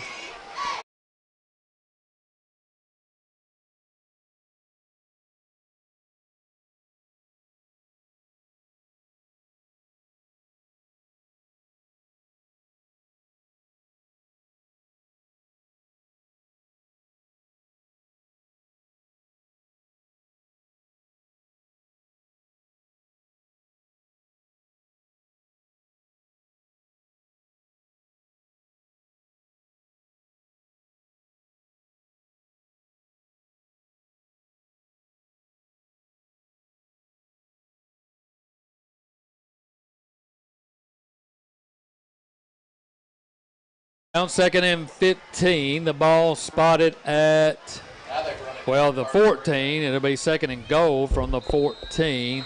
Now they'll put 33 seconds on the clock. Carter empties the backfield. 3 receivers left to the right. Here's a snap. Looking for a quick throw to the left. Got Jack. Still rolling. Now he fires toward the end zone. Makes a grab. Spinning toward the goal line. Touchdown, Tigers. Braden Wilkes. You know, that's hard on a quarterback. He probably did an eeny, meeny, miny, mode, picked which one he wanted to throw to. We had guys all over the goal line that were open. Wow. What a catch by Wilkes. What a throw by Smith. And he just spun around and stretched out for the goal line. Here's a snap. The kick is up. There's a flag.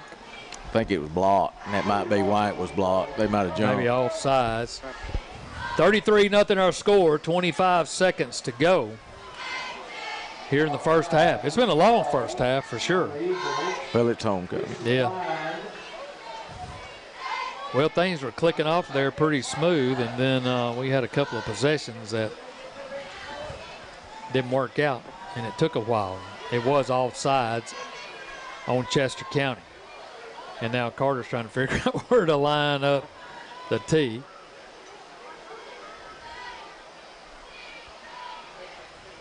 Now what are they doing? Oh, they're trying to get the ball lined up is what they're doing. Yeah, they're going to come back to. So we'll try it again. Nolan Foster in, Smith to hold. Here's a snap. It's down. The kick is up, spinning toward the uprights, and the kick is good. 25 seconds to go. We'll take an Orange Blossom timeout. 34-0 our score. We'll be back right after this. How much Was is it it? 18 yards? Does that look right to you for that pass just then? Yeah. No, 14. 14? Yeah. Well, make it 16, split the difference. It was 4 plays, 52 yards, 14-yard touchdown. Man, I bet that quarterback got an earful. Yeah, I mean, that was God, that throw was, it that was away. worse than Milton running out of bounds that time. He came in for Hooker. Oh, yeah. All right, here we go.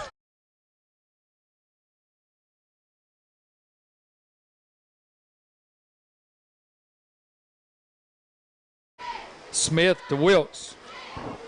Hook up for a 14-yard touchdown pass, and that scoring drive sponsored by,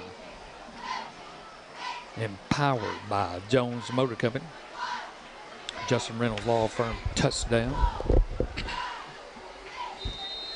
Foster. Well, this time Squibbit on the ground. It'll be picked up at the 35, and they'll fall on it there at the 36 with 21 seconds to go. Clock running now. Stay tuned for the Central Bank halftime show and also the Tiger Report with Queen Haley Hardin. She started out as just Haley Hardin, and tonight she's Queen Haley Hardin. Well, there has been a lot of royalty on TV this week. Congratulations to Haley. She won Homecoming Queen for 2022. So her report should be just outstanding tonight. Where is the bodyguard? The bodyguard is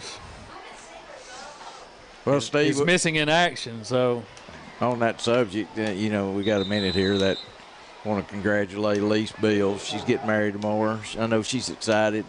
A wonderful person, hard worker. She deserved every bit of it. I'm sure she's listening. Don't you think? Well, not before you get married. You're always listening Listening to football listening to WKWH football game. Exactly. Yep. Congratulations to Elise and her new husband to be.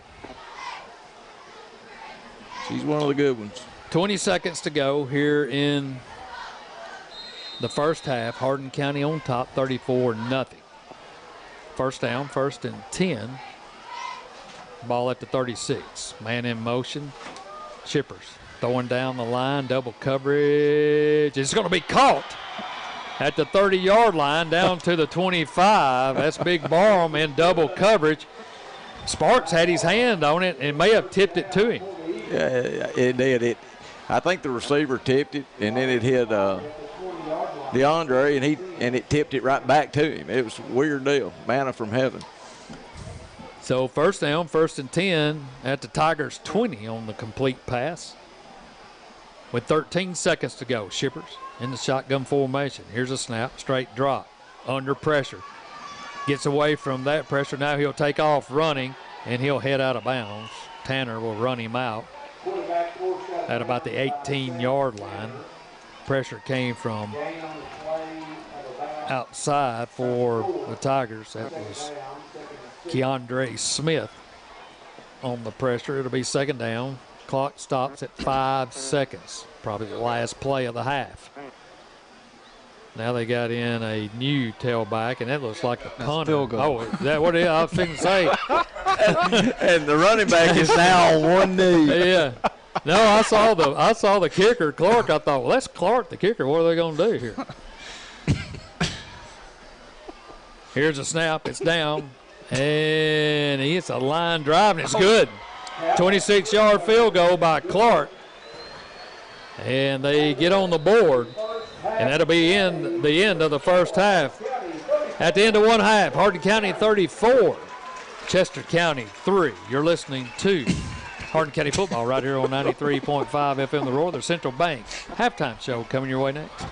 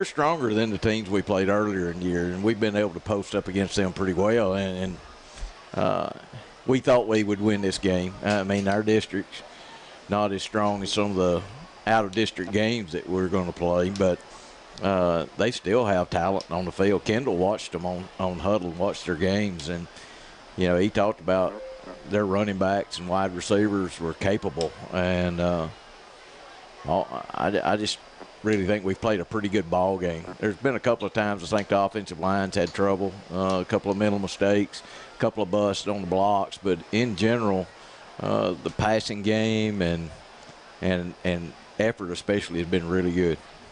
Yeah, and of course going back to what you just said about their playmakers, I feel like our defense has done a good job of taking away really the plays that their running back made last week versus Adamsville. And then, of course, big number 7 out on the outside for them. We've really had him more so double teamed and double covered throughout this first half. You know, I feel like one thing that is definitely going to be noted by Coach Smith at halftime is the flow of this second quarter. We had a bunch of penalties, 5 I think in total, but you know, so far so good for the Tiger offense. All right, let's look at the scoring plays. The Tigers started off fast as their first possession, 6 plays, 67 yards. Smith to Wilkes on a touchdown pass. And then after a punt by Chester County, Hardin County goes on another scoring drive, 9 plays, 83 yards. Smith to McGee, and the Tigers are up quickly 13-0. Chester County turns it over on downs, and then the Tigers strike again as we move to the second quarter, 7 plays, 59 yards. A 4-yard touchdown run by Carter Smith, 20-0 at that point.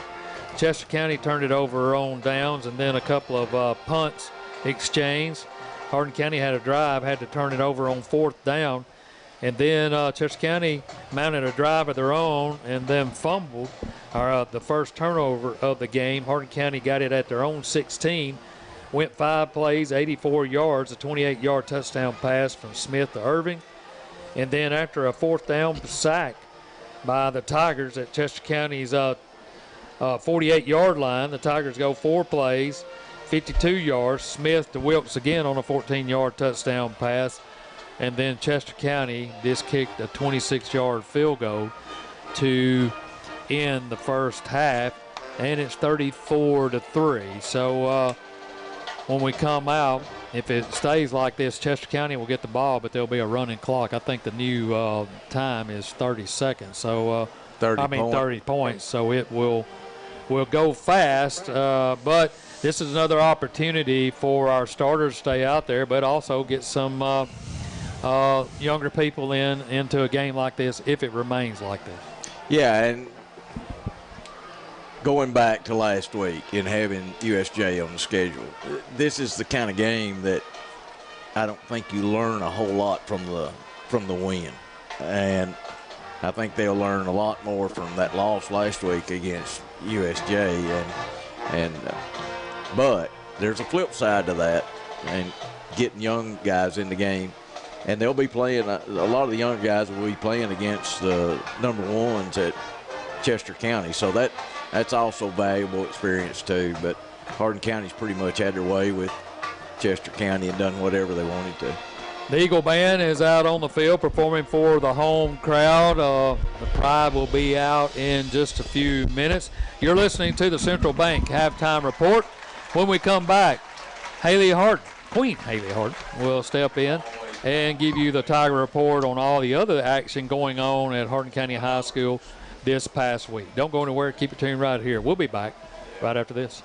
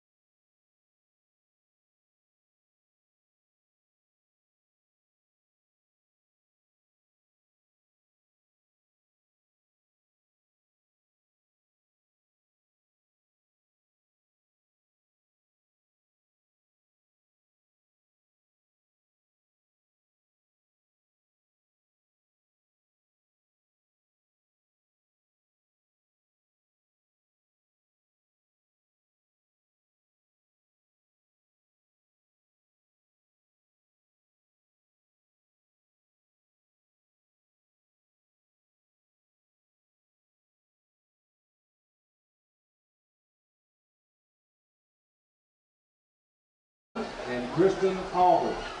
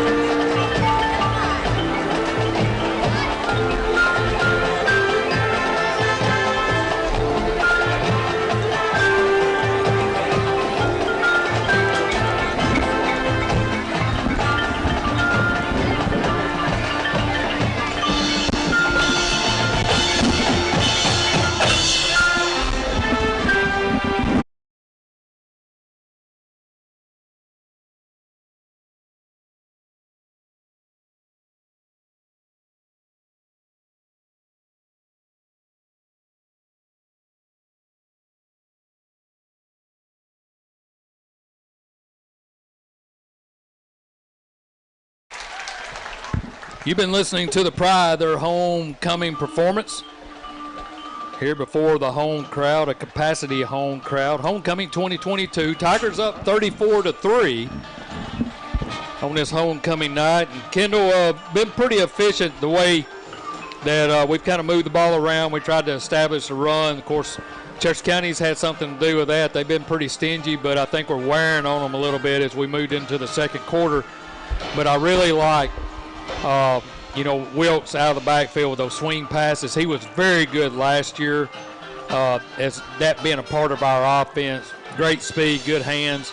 And then London Rose has come in, and he's made some good catches as well. Of course, McGee and Jack Grace had a big night as well. Yeah, you've seen some dispersion out there of the football. You got Wilkes coming out of the backfield. I think every time he's been in the backfield, we've seen a big play, and that's a testament to the guys on the outside. You've got Gray and Heyman and Rose. They're all very good blocking wide receivers, which is a testament to all these big plays that we've seen from Wilkes. And then we've seen some targets, additional targets to Rose and Gray, and kind of let them get in space. And it's encouraging to see those two guys. You think about reliability from Carter's viewpoint. And all this is doing is building confidence and chemistry with those guys together, that he knows he can take those shots downfield and rely on those guys to make big plays for him. The Pride is still performing for this homecoming crowd. Chester County making their way out onto the field. Hardin County will be making their way out here in a few minutes. We'll have the second half kick coming your way. Next week, it'll be Thursday night football here at Jim Carroll Stadium as McNary Central will be in town. It'll be our gold game as well. And September is Childhood Cancer Awareness Month.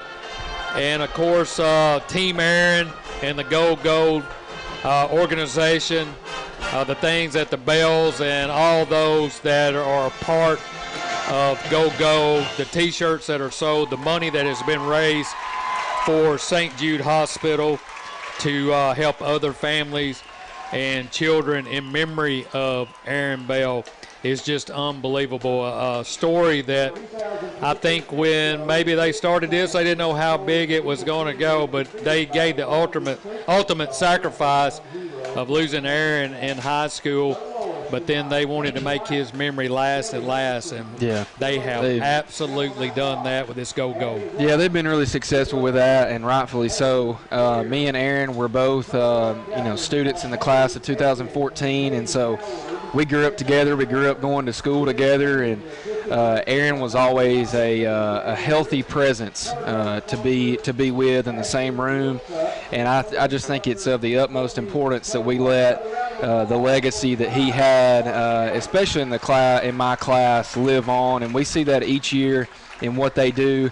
And what they do really brings the community together as a whole, and we get to recognize that next Thursday night. Well, I was thinking about that, and that was going to be my next point. Not only that, you got to have the help of a community, and this community has stepped up in a big way, along with a lot of other people that are involved with this. But, this community is like this, man. When people are in need and there's things that need to be done, accomplished, money to be raised, it's amazing what this small little West Tennessee river town can do for people. And they love their sports. They love their student athletes, and they love this school. And, it's a great thing. And we'll talk more about that as the Bells will be in next week, hopefully up here as always, and they can give you an update on how much money's been raised for St. Jude over the past several years, and then how many T-shirts were sold as well as the Go will be. Next week, McNary Central Bobcats will be in town on a Thursday night. Kickoff time is at 7 p.m. Let's take a timeout. When we come back, we'll have your second half tip. Hardin County 34, Chester County 3. We're at the half. We'll be back right after this.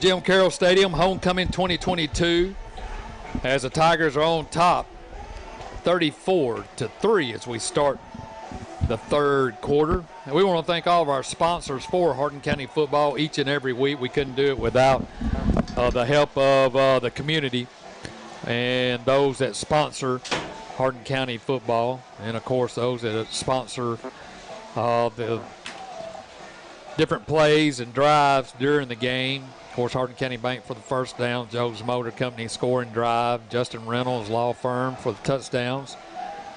Timeout sponsored by Orange Blossom Florist, and the sack sponsored by Home Banking Company in Savannah. Of course, Central Bank sponsoring the pregame, halftime, and postgames shows each and every week. Remember, your Sports Saturday starts at 8 a.m. in the morning with Coach to Coach, followed by a Sports Talk. Me and Kirk will be in with Coach Smith. And we'll talk about tonight's game and get you ready for next Thursday night, and then Tennessee football at 4, kickoff at 6 versus Akron. Foster approaches the football, end-over-end kick. Line drive is going to hit on the ground at the 15. Goes inside the 10. He'll pick it up there, trying to find some running room, and he's going to be blasted right at the 20-yard line. Man, that was a great tackle right there. Looked like DeAndre Sparks. Yeah, it was DeAndre. Great coverage, too. Everybody down there in place, had him boxed in. You know, there's nothing worse than letting the ball hit the ground right at your feet, because then you got to run 15 yards and pick it up and give everybody time to get down there on you. Just poorly played.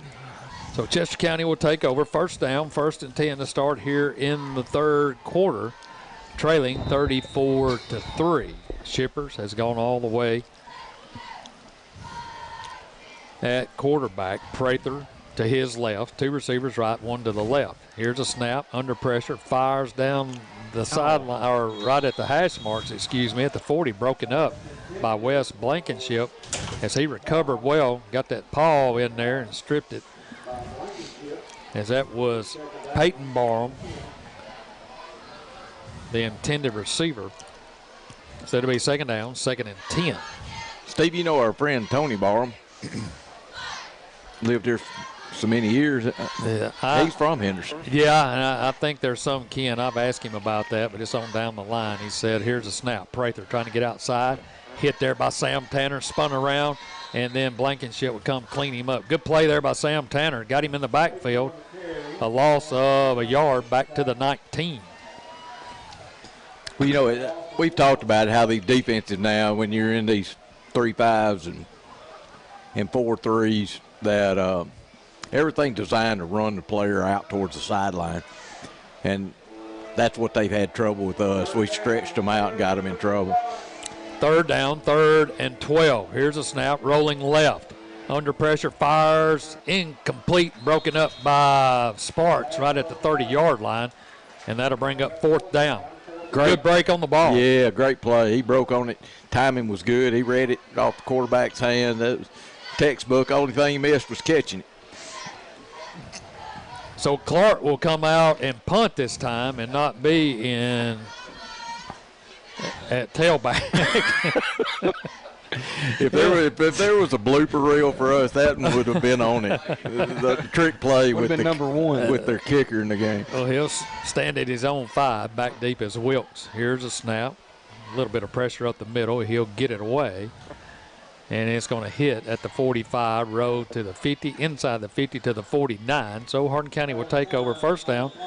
1st and 10 at their own 49-yard line, leading 34-3 with 9:03 to go here in the game. Clock running.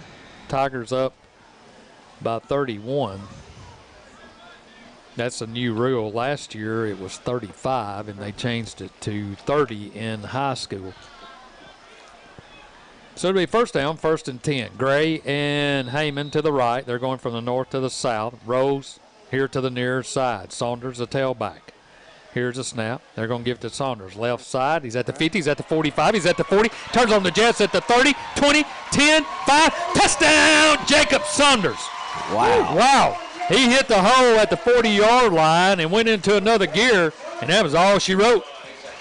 Yeah, I mean, Kendall, did you see that blur coming behind him when he was running? How do we score? It was so fast he didn't see it, did he? It was just like, bzzzt, and he was there. Good run.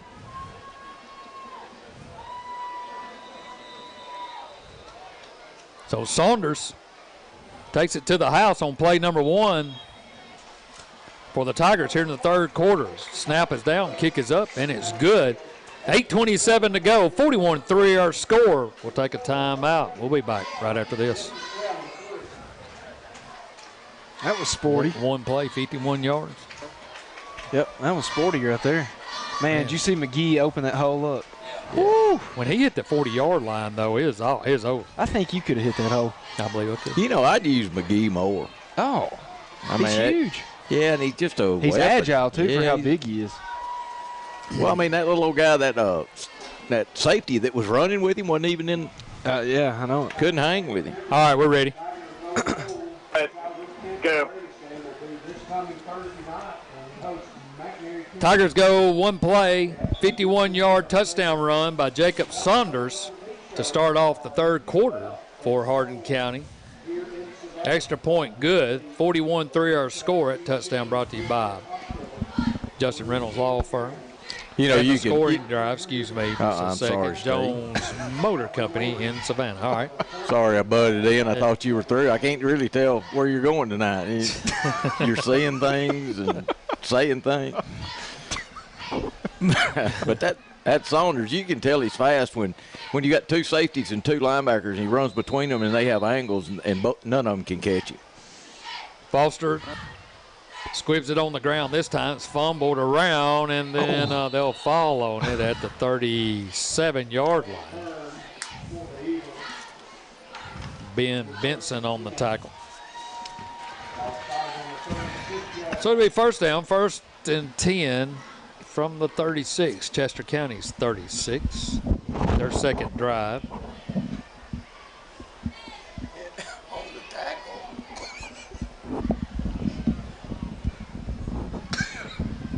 First down, 1st and 10 as the Eagles come out. And they'll bring in Pipkin will be in at quarterback now.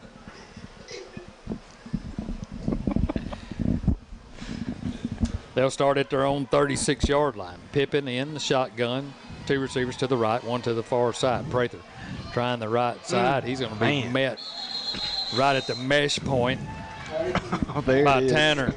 Tanner having a good game. They're trying to, he's out there on the edge anyway, but he's sure doing his job because he's not giving up anything when they get to the corner. Well, Wes Blankenship has had a really good season out here on the edge, and you talk about Tanner and the linebackers. He quietly just does his job. He's in on a lot of plays defensively. He's always hot on pursuit. I mean, you're guaranteed that he's somewhere in the area. Now, what are we doing? Oh, they're moving the ball back to the 28. So a loss of about 3. Second down. 2nd and 13. Pipkin in at quarterback for Chippers. Pipkin's going to keep it right up the middle. He's going to be hit and dropped by Keandre Smith. He'll get back close to the original line of scrimmage, and it'll bring up 3rd down. He'll get a couple of it. 3rd down and 11. Well, one of the things, too, that we talked about, this unit has new players from last year in positions like Blankenship, Tanner. They played some last year, but not to this extent, and they're growing up out there now. Here's a snap. Pipkin looking. He's going to be hit, stripped, and I thought he hit. Yeah, Gray has the ball. We got the ball at the 20, 10, 5.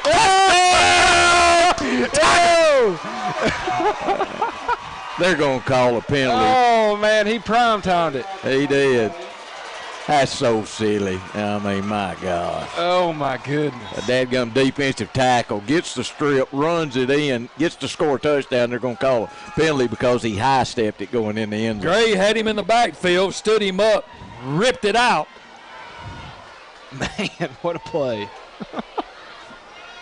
And then went Hey, he's quick. 25 yards 30. for the touchdown, 30 yards for the touchdown. He was high stepping it into the end zone, and they're going to throw a flag on that. He high stepped for about 15 yards. Yeah, he high stepped about as high as anybody his size can high step. It wasn't quite Deion Sanders style, but it was close. So they're sorting it all out. They also had a penalty, too, unsportsmanlike on them, right around the 2-yard line as an offensive lineman got Blankenship down on the ground. What is he doing? He's called an unsportsmanlike against them, a block in the back or something on them, and he's called 2 unsportsmanlike on us. And they're all dead ball fouls. They're supposed to be administered in the order that they occur. So there's going to be 30 yards against us, and they're taking it. That's ridiculous. Well, you know. They're not going to let him advance that ball? No, they're not. Oh, my gosh. Well, that's the penalties on the extra point. Yeah, well, he looked like he pointed at them about the block in the back. If it's our block in the back, then that would negate the score. But I'm not, I've never seen 5 penalties shown in succession in one play. Well, right now it's 41-3, and we don't know if this is a 2-point conversion or we're taking over. But I thought that would be. The fumble was back here at the 30. Yeah, I don't understand. All the fouls were dead ball fouls. Well, they're saying that there was a block in the back against them, and that we had a player that gave a bad gesture in return, and that was the unsportsmanlike. And then the excessive celebration was an unsportsmanlike. And then they had one. Yeah, they had ones, which would have been 30 yards for us and 15 for them, which would have ended up into a 15-yard penalty. But what I don't understand, if it's being marked from it's not being marked from I don't know if we're attempting an extra point right now or if we're attempting, or they taking the chains are still where they were. They hadn't moved the chains down there to the 20-yard line. Yeah, he's moving them now. So that's going to be they'll take. So the touchdown's coming off. Yeah, That's a shame. and I really thought that the unsportsmanlike would be administered after the score. So it'll be first down. Here's a snap. Irvin up the middle, across the 20 to about the 17. We don't even have the chain set because they set it up backwards. Now they get it set up over there. So the score comes off. Well, they're saying the block in the back was against us. So that'll bring up. No gain on the play. Second down, So that's what it is. They're calling a block in the back against us, and they marked off 10 yards, which it must have occurred at the 10-yard line. Second down, 2nd and 10. They say no gain on the play. Here's a snap. Quick throw. Complete. At the 20, that's Rose. Gets outside at the 15-yard line and knocked out of bounds. Man, you just hate that for Gray. You know, Hey, we might have to give him some carries. defensive linemen don't get a lot of chances to score, and he made all that happen himself. Stripped the quarterback, held on to the ball, and made the run. That's a dream for a defensive lineman, and it's a shame that had to be erased. So they bring up third down, 3rd and 5 now.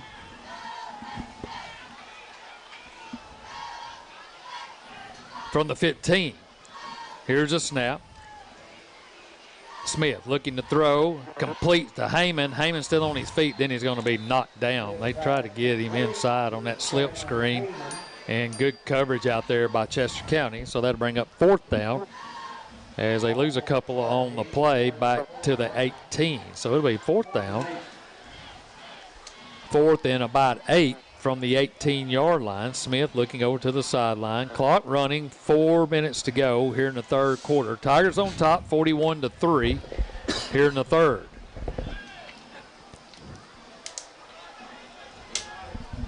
Smith lining them up. He'll send Rose and McGee to the right. Gray and Heyman here to the near side. Irvin stands to the right of Smith. Here's a snap. Looking to his right. Fires over the middle of the field. A diving grab. Did he get it? Yeah, they said he got it. What a catch by Rose at the 1 yard line. That'll be enough for Hardin County to make 1st and 10. Man, what a catch. I don't know how he caught that. No. I mean, 8 inches off the ground in a full laid out dive and the ground didn't bobble Actually, the that ball. was Jack Gray. No, that was Rose. Was it Rose? Yeah, that was Rose. I thought it was Jack. 9 came off the field. Can't Well, tell them apart. Well, Either way, a 9 is it was a great. a It was 6 upside down. Yeah, exactly. So it'll be 1st and goal from the 2. Here's a snap. Irvin hitting the backfield, gets away from that tackle into the end zone. Touchdown, Tigers. Can't hold us out tonight. So Irvin goes in from 2 yards out. And the Tigers build their score 47-3 with 2:51 to go here in the 3rd. Man, what an unusual possession there by the Tigers, as we thought we had a touchdown. That extra point is going to be blocked this time. But Gray got the fumble, ran it in, and then what was there, 4 penalties on that one play? Yeah. 4 penalties, and then we ended up with the ball at our 20. And the Tigers take it in. With 2:51 to go here in the 3rd. 47-3 our score. That touchdown is sponsored by Justin Reynolds Law Firm. It was unusual. I thought he called the block in the back against them. And evidently there was a foul at the 10-yard line, an unnecessary block in the back. And they marked the 10 yards off back to the 20 and took the score off board.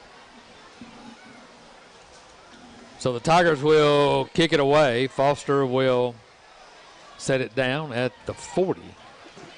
Back deep is Prather and Barham for Chester County. Some of our listeners are more astute. They text me and told me what actually happened. Here's a high end-over-end kick. It's going to be taken at the 32, at the 35, trying to get outside. He's going to be hit and dropped there. And that's Wes Blankenship on the tackle. So Chester County will take over. 1st down, 1st and 10 at their 37-yard line with 2:27 and the clock rolling now. So I would say that probably when we come back out after this series, you may see a lot of young Tigers enter the game. Yeah, we got some new faces in right now, too. Shippers is going to come back in the game at quarterback. Pippin ran the last series. 2 receivers to the near side, 1 to the far side. They're going from the north to the south. Here's a handoff. No, he's going to take it. And it's going to be complete at the 50-yard line. A good pass and a good catch right there at the 50.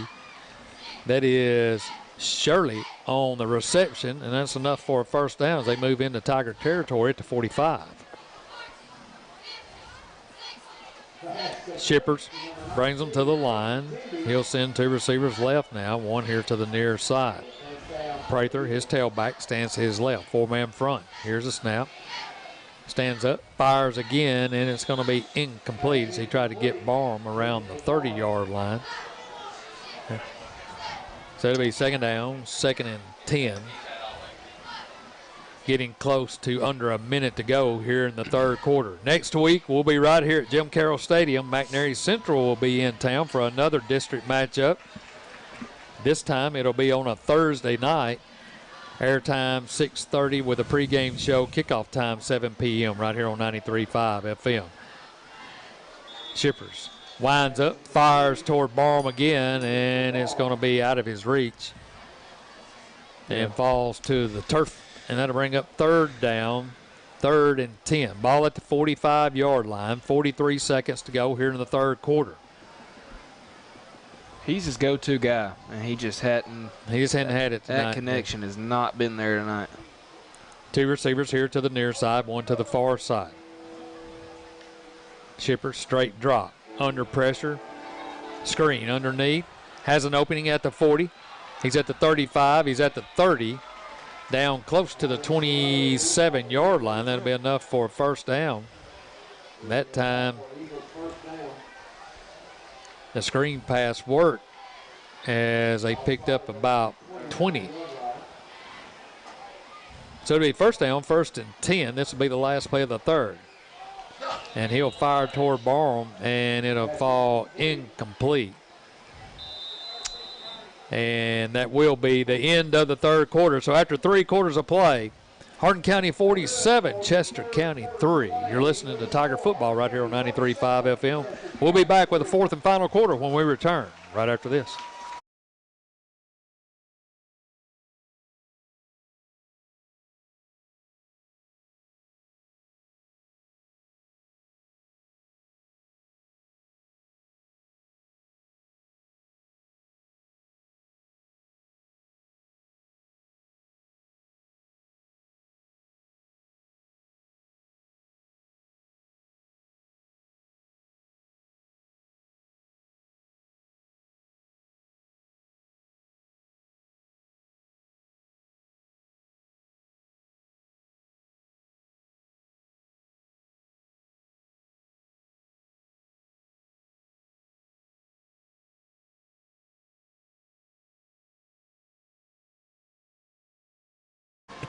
All right, welcome back to Jim Carroll Stadium. We move to the 4th quarter. It'll be 2nd down, 2nd and 10 for the Eagles at the Tigers' 29-yard line. Hardin County up 47-3 as we start the 4th. Shippers in the shotgun. Drops back. Now he'll pull it down. He'll take off, and he'll just slide down as McGee had him. He was trying to slide. McGee kind of pulled him down. And that'll bring up 3rd down. I believe it did. It almost scared him. That's a quarterback that really doesn't like running. 3rd down, 3rd and 11. I think a loss of about a yard. Shippers in the shotgun, 2 receivers to the right, 1 here to the near side. 4-man front for the Tigers. Defense trying to get lined up, and now they don't have enough on the field, and Chester County will have to take a timeout. We'll take a timeout with them. This timeout brought to you by Orange Blossom Floors. You're listening to Hardin County Football right here on 93.5 FM.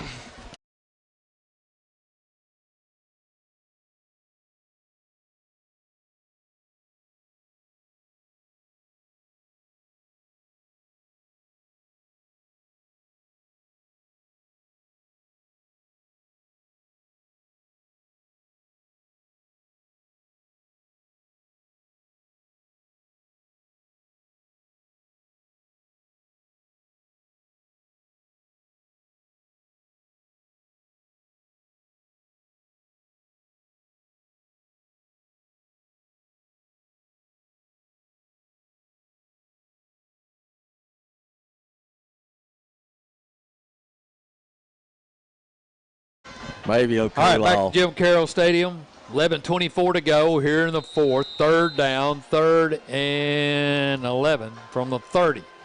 Shippers. He'll give it to Prather, trying the right side, has a little running room, cuts it back to the middle of the field at the 25. He's going to be corralled there by a whole host of Tigers. Trying to see who all coming out of the pile. Benson. Man, we swarmed him. Ben Benson and also Durbin coming out of the pile over there for the Tigers. So it'll bring up 4th down, 4th and 4 from the 24. Shippers looking over to the sideline, gets the play. Receiver right, receiver left. Tailback Prather stands to his right. Here's a snap, straight drop. Looking, fires down the sideline. It's going to be intercepted in the end zone. Who got it? Wes Blankenship. He was in triple coverage. He threw it up in the air, and Blankenship came down with it in the end zone. So the Tigers will have it 1st down, 1st and 10 at the Eagles' 22. So the 2nd turnover, or the 3rd turnover actually, for the Eagles.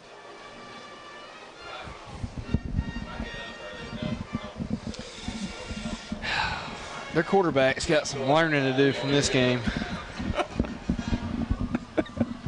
So Blankenship gets the turnover, and the Tigers are in business. First down, 1st and 10 at their own 20. 2 receivers to the right, 1 to the far side. Brody Ivy in the game now for the Tigers. Here's a snap. They'll give it to Peyton Strickland, looking for some running room, and gets a couple of tough yards. Peyton Strickland on the carry.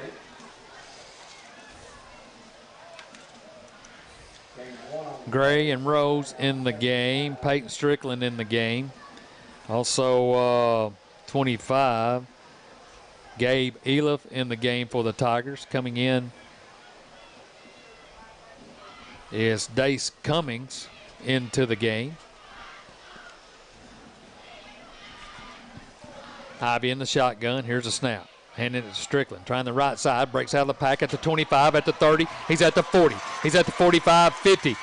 Into Eagle territory to 45. He's at the 40. Runs over an Eagle right around the 41. Inside the 41 down to about the 39. That'll be a Hardin County Bank 1st and 10 Tigers. Now, that's our punter, right? Yep. Yes, that is our punter. Man, he's having a good night. 40-yard. Was he? He's had a couple of good special team tackles as well. And he had a fumble recovery. He's having a good night.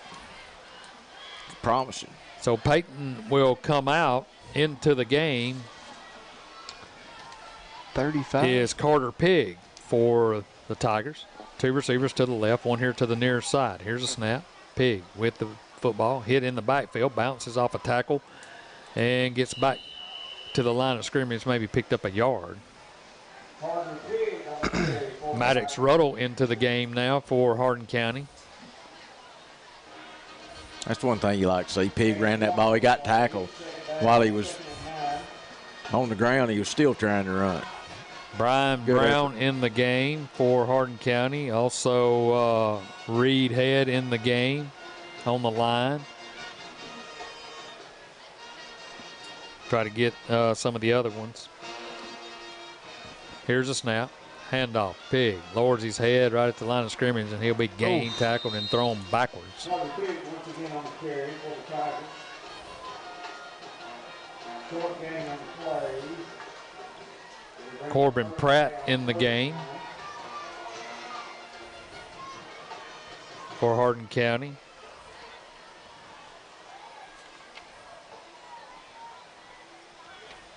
Wonder if he'll let him throw. Throwing situation. Brenton Ward also in the game for Hardin County. So we're trying to get all these numbers. And Corbin Smith in the game for the Tigers. 3rd down, 3rd and 9. Ivy in the shotgun formation. Now he'll put Smith in motion to the right. Here's a snap, hand off to Pigg. Hitting the backfield, and he's going to be thrown backwards. And that'll be a loss of a couple of yards. So to bring up 4th down, 4th and about 11. 6:39 to go here in the game. Tigers will send in their punt team. Up 47-3.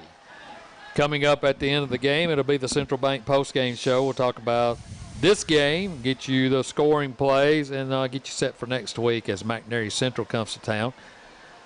Your Sports Saturday starts at 8 a.m. in the morning with Coach to Coach, followed by Sports Talk at 9 a.m., and then Tennessee and Akron with the Ball Network taking over at 4. Kickoff at 6 p.m. right here on 93.5 FM. So Chester County will take over with 5:56 to go, clock running here in the 4th. It's been all Hardin County from the get-go. They looked real sharp in the first. You know, we talked about how big this game was. The Eagles had come in here, 3-1 record, big win last week over Adamsville, and coming in here with some momentum. And just couldn't get it done, especially after a loss last week the Tigers suffered over at USJ. And it's just good to see them recover from that game, Kirk, and kind of put the performance together that they put tonight. Yeah, well, I mean, this program has been here a while now. You know, they've come back from losses. They're mature enough to handle that kind of stuff. The expectations are there and known by coaches and players, and they don't want to lose. Plus, Hardin County is aggressive. So, I mean, you don't ever quit being aggressive if you're already aggressive. So Chester County will have it. Pipkin in the game now, quarterback. He'll hand it off, and he'll be hitting the backfield for a loss as Charles Durbin makes the tackle for the Tigers. Good play. He was in the backfield early, beat his guy, and got there. Taylor Osteen in the game for Hardin County. On defense as they get moved around. Here comes a man in motion. They'll pitch it to him, trying to get the left side. He's going to be hit in the backfield and knocked down. Another good play by Osteen. Tackle made by Taylor Osteen for the Tigers. Man, you having to work now, Steve. Yeah, I know it. Owen Roberts in the game for Hardin County. Also, Tayshawn Johnson in the game for the Tigers. And Riley McCain in the game, defensive line. Here's a snap. Pipkin will hand it off to his tailback, trying the right side. He's going to be met right at the line of scrimmage and stacked up. Maybe got back to the line of scrimmage, and that'll bring up 4th down. Kendall, you watched a lot of film on Chester County. Did they try to run a lot of those sweep action plays on film? Is that where they were? And of course, the target's to number 7. They threw to him a little 5-yard hitch route. I can't tell you how many times it just hadn't been there tonight. Clark in the punt, standing right at his goal line, back deep is Gabe Eliff for the Tigers. He'll stand around the 45. Approaching 3 minutes to go here in the 4th. Here's a snap, no pressure.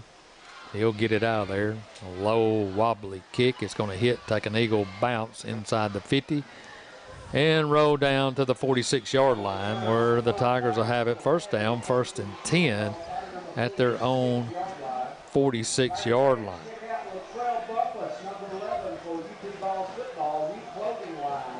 Michael over there talking about Latrell Bumpus. Latrell has had a good start to his senior campaign for the UT Volunteers. Yeah, did you know that he was on the program cover. program cover for this week? Did not Ball know that. game. Yep. Like to have one of those. Yeah, I would too. Proud of him. Ivy in the shotgun. Drop back, looking to pass, and he's going to be sacked. That's Pippin in the game. They still got their starters in there, some of them. Coach Smith, they're like, we didn't call a pass play. He threw his hands up in the air like, that is not what was called. So the sack goes back to the 35-yard line.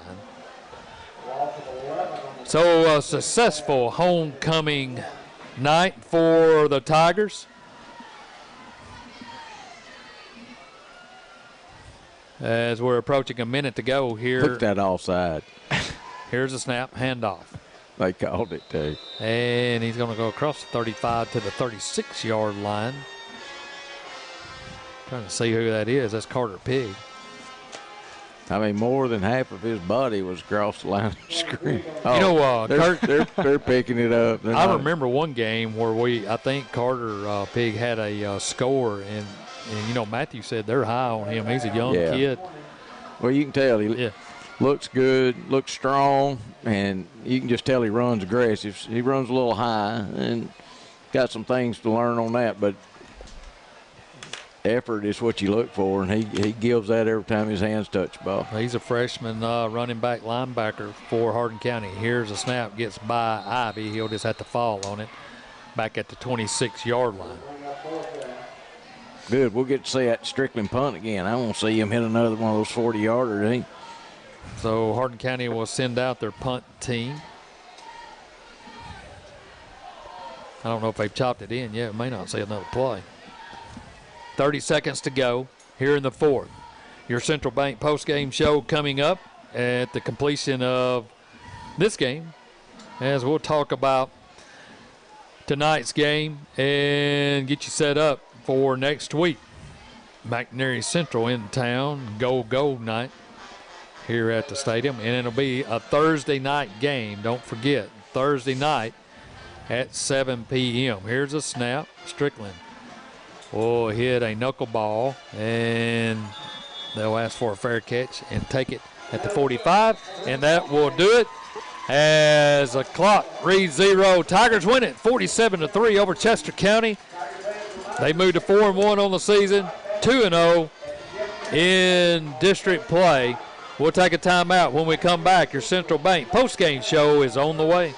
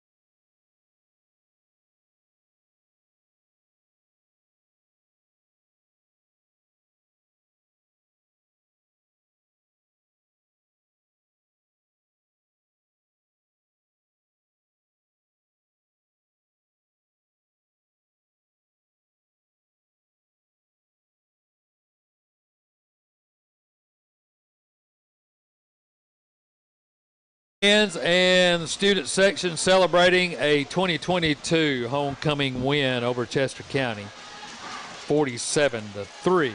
You're listening to the Central Bank post-game show as the Tigers came out firing as they opened the game up with a 6-play drive, 67 yards. Smith to Wilkes, one of his many touchdown passes tonight.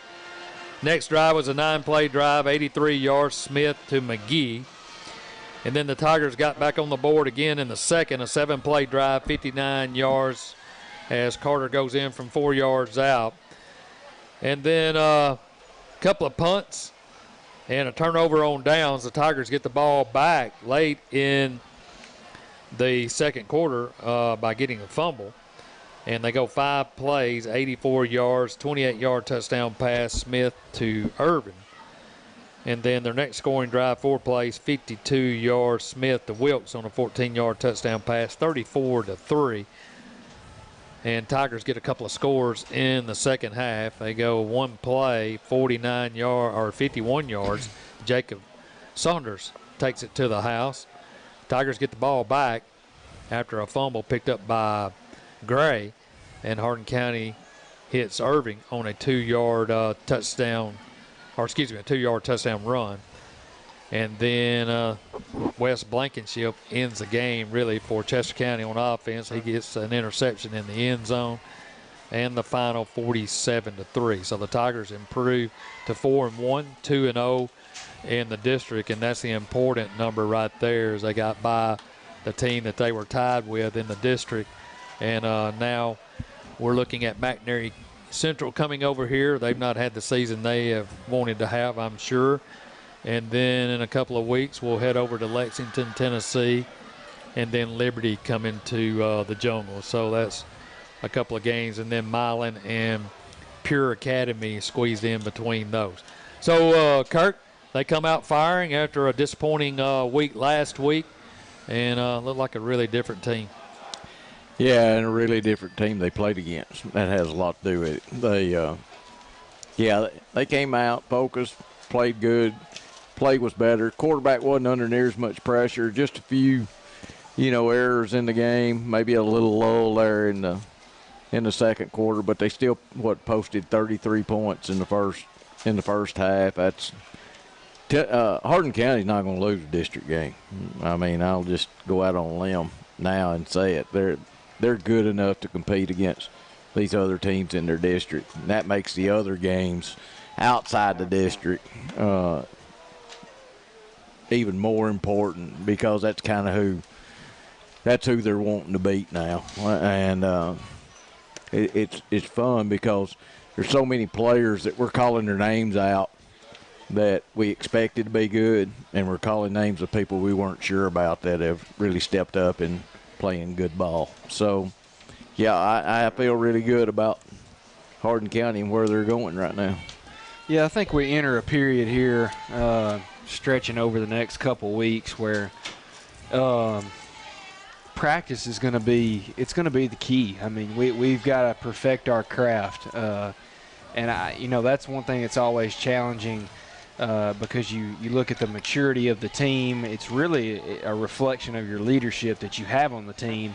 It's about diving into that film, doing things at practice to get better because it's like you just hinted at our district games.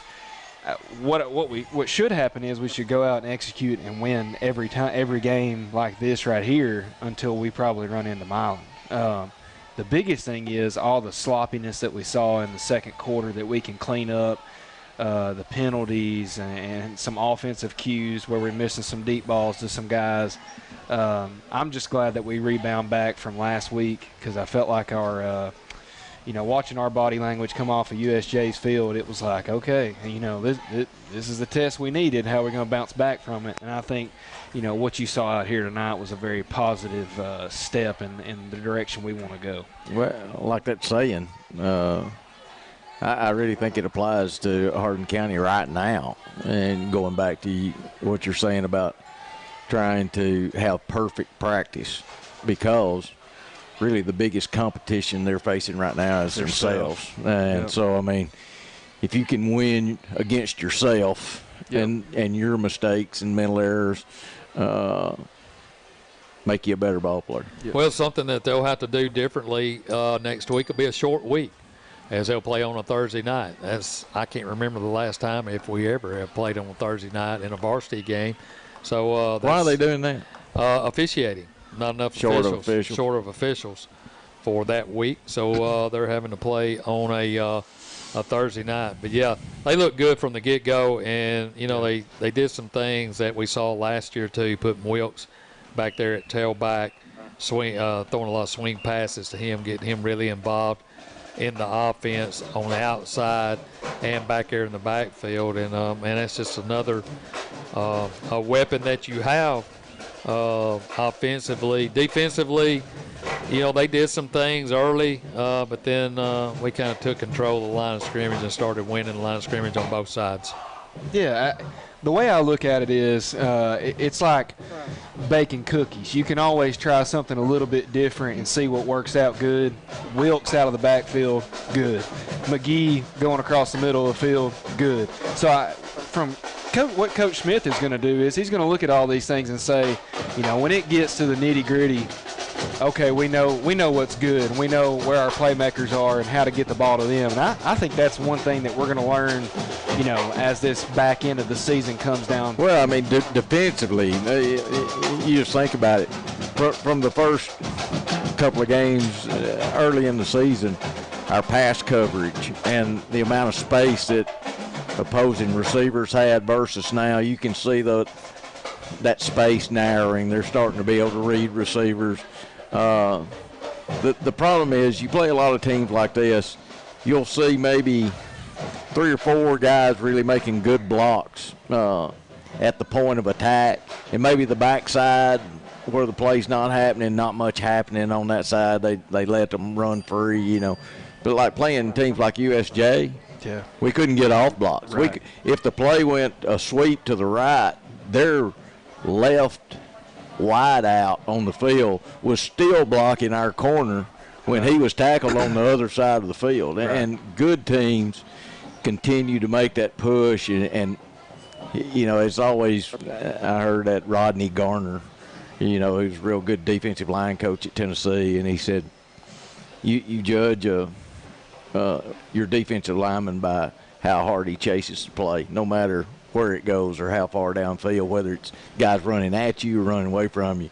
It's that effort every play. And these games can lull you into not doing those things because they're easy. And so it gets back to that practice field. And staying vigilant on your effort. Well, we primarily through the first several games is we've gone to Wilkes and Heyman on the outside, and tonight London Rose came in and had some big plays. Also, Jack Gray had some big plays tonight, and Jack had a couple of runs after catches that you go, okay, all right, yeah. There's another weapon right there that you, as opposing teams, that you got to look at all of them now. Well, and that's like we talked about at halftime. It's a confidence and a chemistry boost between Carter and his wide receiver group, because we know Heyman can make plays down the field. We know Wilkes can make plays. What you're seeing now is you got 3 other guys in McGee and Rose and Gray that you're like, okay, when we throw the ball to them, they can do it too. Well, I'll give you an example. At quarterback, and you played it, and you've got a guy that you've really had a 4-game chemistry with against a guy that maybe you've played with for 3 years. And these 2 guys are running 9s down the field. Both of them covered about the same. You're going to release that ball to one. You're going to throw it to the one that you've got a 3-year chemistry with. I tell you, it comes down to last week, what you saw with Wilkes. They're going to creep 2 guys over there because they know that he's the guy. Well, games like tonight, you see them make big plays. You're like, well, even when Wilkes is double covered, I've got 3 other guys out there that can do it, just as good. And that's all that. That's what's fun that we talk about every year at the first of the year. We don't really know what these new guys and how to set up and what the leadership is and what kind of effort you're going to get. Every team is a different team from the year before, and it's fun from our point of view. Like Tanner, we're watching him play better and better and better, and Blankenship from the get-go was a lot better than what I was expecting him to be from coming out for the first play of the game. And you just start watching these guys improve as the year goes on. And if you don't, you're not going to finish. You're not going to go anywhere. So that's what you want to see is guys that you can depend on, guys that are making plays that maybe you had question marks about, maybe the quarterback had question marks about. So it just gives you more confidence overall across the board, and I think that's what we're seeing now. Well, we'll continue this conversation in the morning at 9 a.m. You're welcome to join in starting at 9 for Sports Talk. And, Kendall, if you're not cracking backs, you can come by and y'all just we'll have a roundtable discussion. And but anyway, big night here at Jim Carroll Stadium, homecoming night 2022, 47-3 the final, Hardin County over Chester County. So that'll do it for us here at Jim Carroll Stadium. Next week, McNairy Central in town. Go Gold on Thursday night. Kickoff time, 7 p.m. So for Eli at the station, Brett on the camera tonight, Kirk and Kendall, I'm Steve Cornell saying so long, Tiger fans. See you in the morning at 9 a.m. for Sports Talk right here on 93.5 FM.